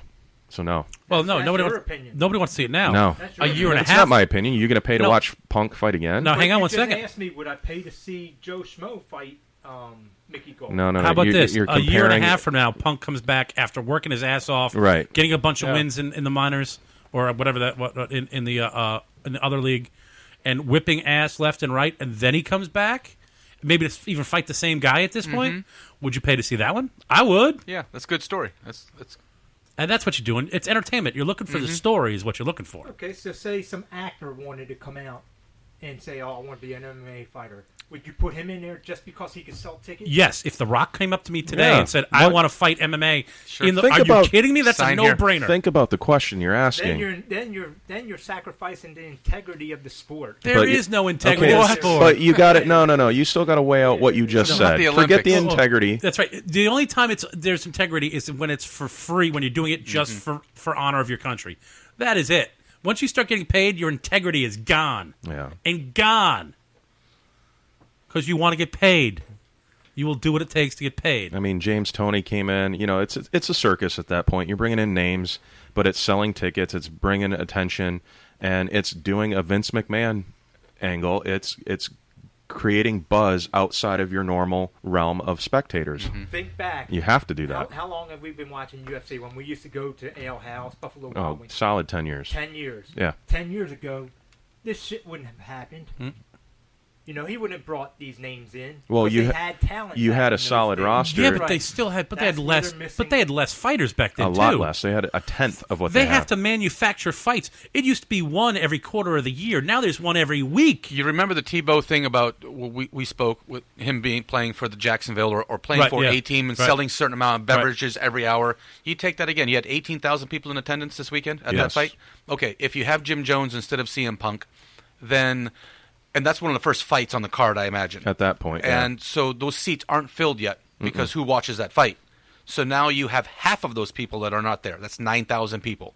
Right. And if one fight on the card is 15 minutes, I don't know how many drinks you can have in 15 minutes. I can have 15. I go with both hands when I roll. Yeah, me too. So 9,000 people, half of those drink, and out of those half, the half drink At more than least two. It all adds so up. now, there's your There's money. your there's your full. That's full attendance right there in booze. So you could have a bunch of, if you could grab all the Rocks and all the CM Punks and anybody that has celebrity and star status. First you fight watch of the those year. celebrities boxing. Who was it? Brian Boitano and all those clowns, doing Jose Canseco fighting. MTV did it with clay figurines of, famous people, and it was huge. That's strong. Celebrity death match, yeah. Well, didn't Kiseko take on what's his name?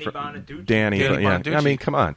You would not want that on your card just to sell tickets? Why would Danny Bonaducci think he had a Yes, chance? you would. Come on, as a promoter yourself. I said I get it, but nothing. You get it. Look at you smiling. Yeah, it's putting money in your pocket. Yeah. Shut up. It hurts you to say it out loud, Yes, so I won't it make does. you. Would you? How about this? How about in your card? Would you take The Rock? Hell yeah.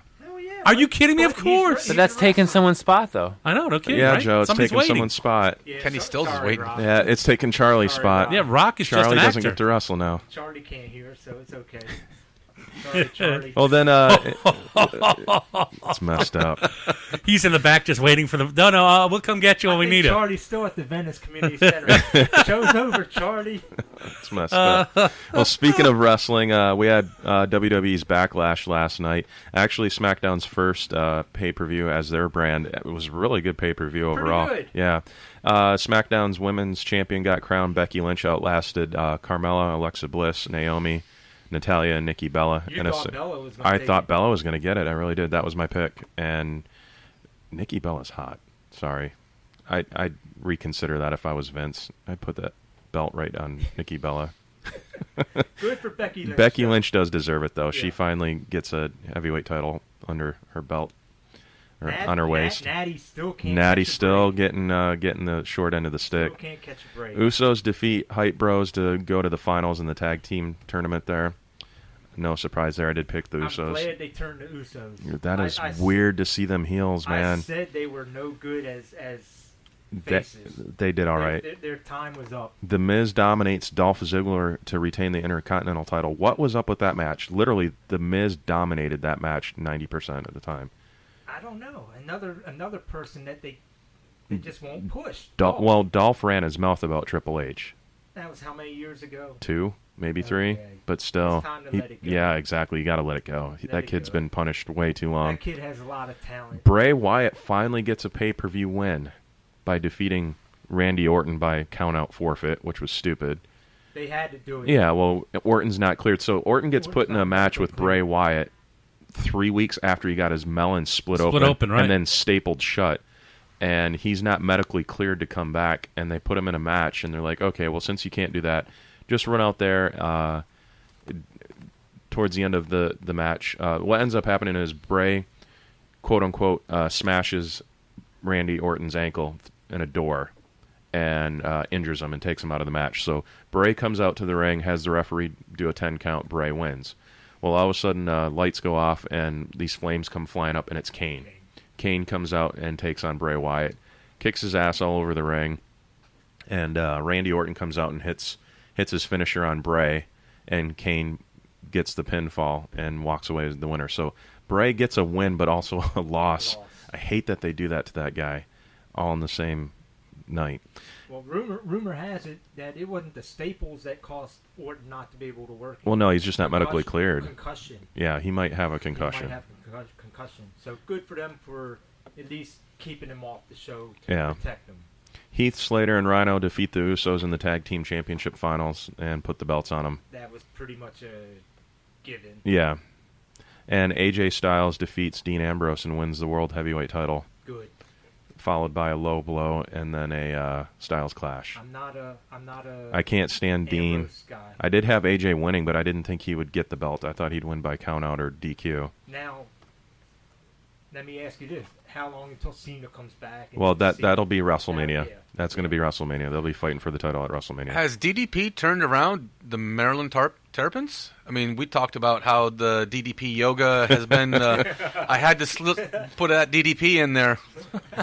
Diamond Dallas Page. Nothing's relevant about those. Speaking of wrestling, face looks like a birthday. jigsaw puzzle. Happy birthday to my man, Road Warrior Animal. Animal's birthday today. Happy birthday. How old? I think he's 55. 54. I think. God, he looks pretty damn good for 54 years old. Yeah. And then tonight on Raw, a little preview there. We're going to see Roman Reigns take on Kevin Owens for a chance to get a shot at the title. If he wins, he's in that. They make it a A triple threat? You think that's going to happen? If he dies, he dies. It's pretty obvious. It's pretty obvious it's going to happen. Also, we'll see the 5th match in the Sheamus and Cesaro Best of 7 series. All of a sudden, Cesaro wins 2 in a row. Come on. Yeah. They got to end that. Best of 7 series? Yes. What? Yes. And then also they'll be focusing on Charlotte's days as women's champ. Are they numbered, or is she going to... Yeah. And what's up with Bo Dallas? All of a sudden, this guy's relevant again. Yeah, they're bringing him back. I don't get it. He gets thrown off an airplane for being drunk. He comes. He gets arrested, and he's relevant. And now he's pushed. Yeah. A little weird to say that. Wait a second. You've never been drunk on an airplane? No. Yes, I have. Yeah. It's easy to get kicked off an airplane. Is one inappropriate comment about, a skirt or how tan someone is, or maybe they used some product or not. Yeah, Daddy, why is that guy putting on bracelets? Was it collector's edition? All right, guys. Well, we got 2 Monday night games tonight. NFL. Oh. Let's go on record for picks. Okay. Let me jot this down. Last night's game, I can't help myself finding the angles because I have real issues. Every game I try to find the angle. And watching the line move around, it went from 7 to 9. The big number stayed where it was last night. Yep. Jump on it when it goes like that. When it moves, it's moving for a reason. Brian and I, and in fact, all of us last week talked about how an isolated game, a game just on Thursday, just on Monday, the only game on gets pushed and pushed hard. Last week, the Louisville game, we did the show Tuesday, I think, or Wednesday, and we talked about how Thursday game was going to move, and you could get this window of points, and Louisville did that. It went from 14 points, and they went up to 19-point favorites. And the big number also moved up. Last night's game, I think people pushed the fact that, Arizona's going to beat Jimmy. Arizona's going to beat New England. There's no Gronk. There's no Brady. And the number gets shoved. It's public perception, like the Yankees and the Boston thing we speak of. So that's some value that isn't found for me. That's why you watch the numbers and not who's playing. What I watched last night was David Johnson combined rushing and passing yards. The number was 106.5 yards. So collectively, from the line of scrimmage, he had to have, between running and passing, receiving, he had to have 106 yards. And I took that thing right to the window. He had 132. So look at tonight, and see where you're going to make your play. Pittsburgh has no Bryant. They have no Marcus Wheaton. Sorry, Michigan boy. Wheaton's not playing. You got Jesse James at tight end with no That's Green my play of the from week San right Diego. there. Stay off my picks. No. I took Jesse James 2 days ago. Jesse James to have a touchdown tonight. You'll probably get him at 11 or 12 to 1, maybe even a little bit bigger than that. Definitely consideration. I'll look for my Jesse James, not Kenny Stills. I'll take Kenny Stills to drop a game-winning touchdown for minus 600. Sorry, Jay. Last week we did picks Pittsburgh. Both myself and Jay took Pittsburgh. Brian Ross took Washington. Who do you like, Pittsburgh or Washington tonight? Next question. Okay. I'll take Pittsburgh. He said push. I'm going to take the rapist. Evan with Pitt. Yep. Joe. Yeah, Pittsburgh. And last week, both, actually all three of us, me, Jay, and Brian Ross, took L.A. over San Francisco. Mm-hmm. Oh, really? Okay. Yeah. Yeah, I'm thinking it's going to be nice to see the Rams win their first game. Their only game. Yeah. Their first one at home since 1994. It's in San Fran? Yeah, it's in San Francisco. Mm-hmm. The first L.A. game since 1994, I believe. It's the first time they've worn an L.A. jersey. Yeah. In 20 years. Yeah. 20-something years. You like the Rams? Yeah, I do, and that's my two teamers, Pittsburgh and L.A. Joe? L.A. or San Francisco? Gotta go L.A. Okay. You all took L.A.? Yep. I was going to take L.A., but I have L.A. and I think Pittsburgh. Casey Keenum got to watch Houston represent. You going with L.A., Jay? Yes. Yeah, you did. That's right. What about you, Evan? I want to say I was going to take L.A., but now I'm thinking, should I take the other side? So I look like a genius. Come on. I'll take L.A. Okay. Well, I'll take L.A. Don't dig yourself in the hole like that early in the year. Yeah, Pittsburgh and LA in a 2-teamer for tonight myself. I need the Rapist to have at least a solid game. I just need a solid game. I need 25 plus points from him. That's going to be That's not asking a lot, right? It's not. If I get 21, I win, baby. There you go. I'll take 3 touchdowns. Right? Pittsburgh and That's the way to go. Washington. You might get them. Huh? It's going to be that game will be entertaining. Yeah. The first game will be the better game to watch. Yeah. The LA has such a good defense. They really have a fantastic defense. And San Francisco having Blaine. I mean, you guys, beat up. You're on the Gabbert Bashan bus, and for good reasons. He's going to have himself a chore against. You're watching both games at your house, right? I'll be watching both games at my residence. All right. Well, keep your phone charged. Do we see Cap tonight? Do we see Cap play tonight? No. Barring an injury, no. No? I doubt it. Probably not. I think we do. You think so? I got a weird feeling that we see him tonight. I don't know why, but I just think. Well, the cameras are going to show him. We'll see Yeah, I him. mean, yeah. Right. Do you mean playing? play. Or? Yeah, play. I think he plays tonight. I got a weird feeling Plays he's with going to himself, maybe. Where's that Washington game? It's in Washington. It's at Washington. Ooh. Changing your pick? I'd like to be on your side of the I'm going to change my pick. Don't make me do it too, Joe, at the same time. I'm changing my pick. Cool. I'll be the only one riding LA here in a second. No, I got LA. Hold I'll on. go with Washington. Oh, we're going Pittsburgh, Washington for change? I don't want you to lead me down a bad path here, Joe. I've been looking for some. Look at this guy and tell me what kind of good decisions he's ever made. You Come know on. what? Something weird about that. Today's Strong Play is brought to you by. Remember those Evan. those gut twinges that I had? Yeah, I was just thinking You know? about that, man. If you have a weird sense for that, he would come in to work, or we'd see each other in Ocala or Miami. He'd be like, I got a weird feeling about tonight. This guy's gonna run for 250 yards, and Corey Dillon was like, what the hell are you talking about?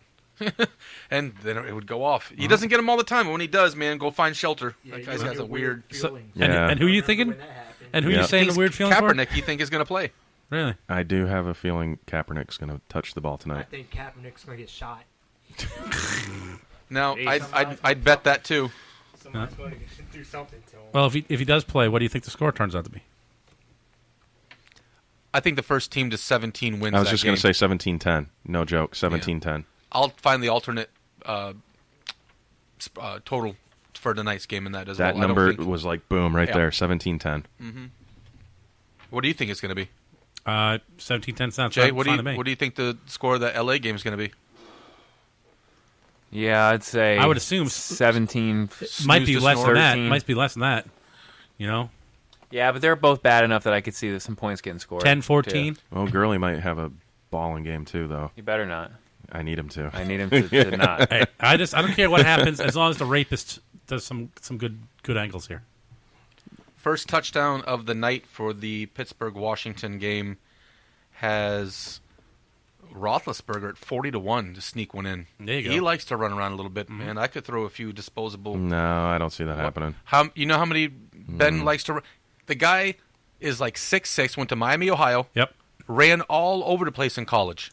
He knows pulled how it to down a fight. little Just bit. ask those women. He hasn't lost a lot of those. You rate one lady. Their tight end. One lady. What you get? Whoa, hang on. James is going to catch the first touchdown. Hang on 1 second. Let's address this. You rape one woman, and this is what you get. I agree with you. But the second one, that's kind of tough. Now the third one, that's getting ridiculous. But when you hit the fourth, you're Raithlessburger for the rest of your life. Wow, that's the first three. Didn't give the that first one three girl. are gimmies. I mean, at what point does the fourth girl say, "You know what? He's changed. Maybe I should not hang out with this guy." He's changed now. It's all right. They didn't know him like I knew him. I never realized he carried Bag a of chair fruit. leg. Well, that's not good, man. And he You know was that's the going to end up. dumbass that wrecked his motorcycle. That's right. Yeah, that's true. Jesse James is 14-1 to catch the first touchdown tonight. I think that's it right there. Jordan Reed's 9-1, and that guy's an animal. And he's also a Florida boy. But I like Jesse. I'm with you. We may be again the minority, and that's a fun. Raplesberger. Me twice. Get it done. Raplesberger 40-1. If he's got to attack their cheerleaders, I don't care what he's got to do. If he's got to jump on a cheerleader before he goes out there, get it done. Tell me Let's to take get me my win. Roethlisberger 40-1 tonight because I think that he gets in tonight. I don't think he does. I don't think the he first scores. touchdown. Oh, man. I don't think he scores one at all. He's not a Peyton Manning or Tom Brady where he never ever... He'll pass for one, but I don't think he runs one in himself. I don't know. He's ran before, man. I mean, he's not a spring chicken anymore. 40-1, that's good odds, too, you know? That's sexy. Yeah, a 10 spot for a $400 bill. Yeah, I'm in. Well, I'm in. I just talked myself into it. Thank you. For you fantasy daily players, drop 10 in for me too, and I'll throw you $10. Head on over to fandyaction.com if you like playing daily fantasy. It's a good spot to go play some baseball. Take on Pete Rose. Pete Rose has got some good picks, and that dude wins a lot. I played against him 3 or 4 times last week. Are we going to hear from him this week? I get smashed. I'm trying to set that up. Yes, Sweet. as we speak. So we got to start doing that too. We got to start playing that. Yeah, fandyaction.com. And take on Pete Rose in his daily baseball. He does daily baseball picks every day. There's tons of free games, and I'm playing in a couple free ones. There's some money games. I'm playing in some of those. And football, of course, is on fire right now. You can play a Monday night game tonight, and this is what they offer that the other 2 big ones don't. You can do first half and second half as well. So I have a first half team. I have a second half team. Yeah, and then a complete game team as well. So... play the free ones if you want. So if you really want to dig yourself into a hole, yeah. You know, they separate themselves from the rest of being the same thing. You know, is it catch up, cats up? Is it miracle? They have something different, and I applaud that. That it's a first half and a second half deal. The other places don't do that. Give them a niche. Yep, and fandyaction.com, and if you sign up now. Can play all of tonight's games and for the rest of the season. Really, really great thing that they got going on over there. So definitely check it out and take on Pete Rose and his picks. The dude wins all the time. It's almost like, I don't know, the guy's got a mind for baseball that's unparalleled by anybody else. He knows what he's talking about and how to pick them. So I'm going to let it go. Yeah.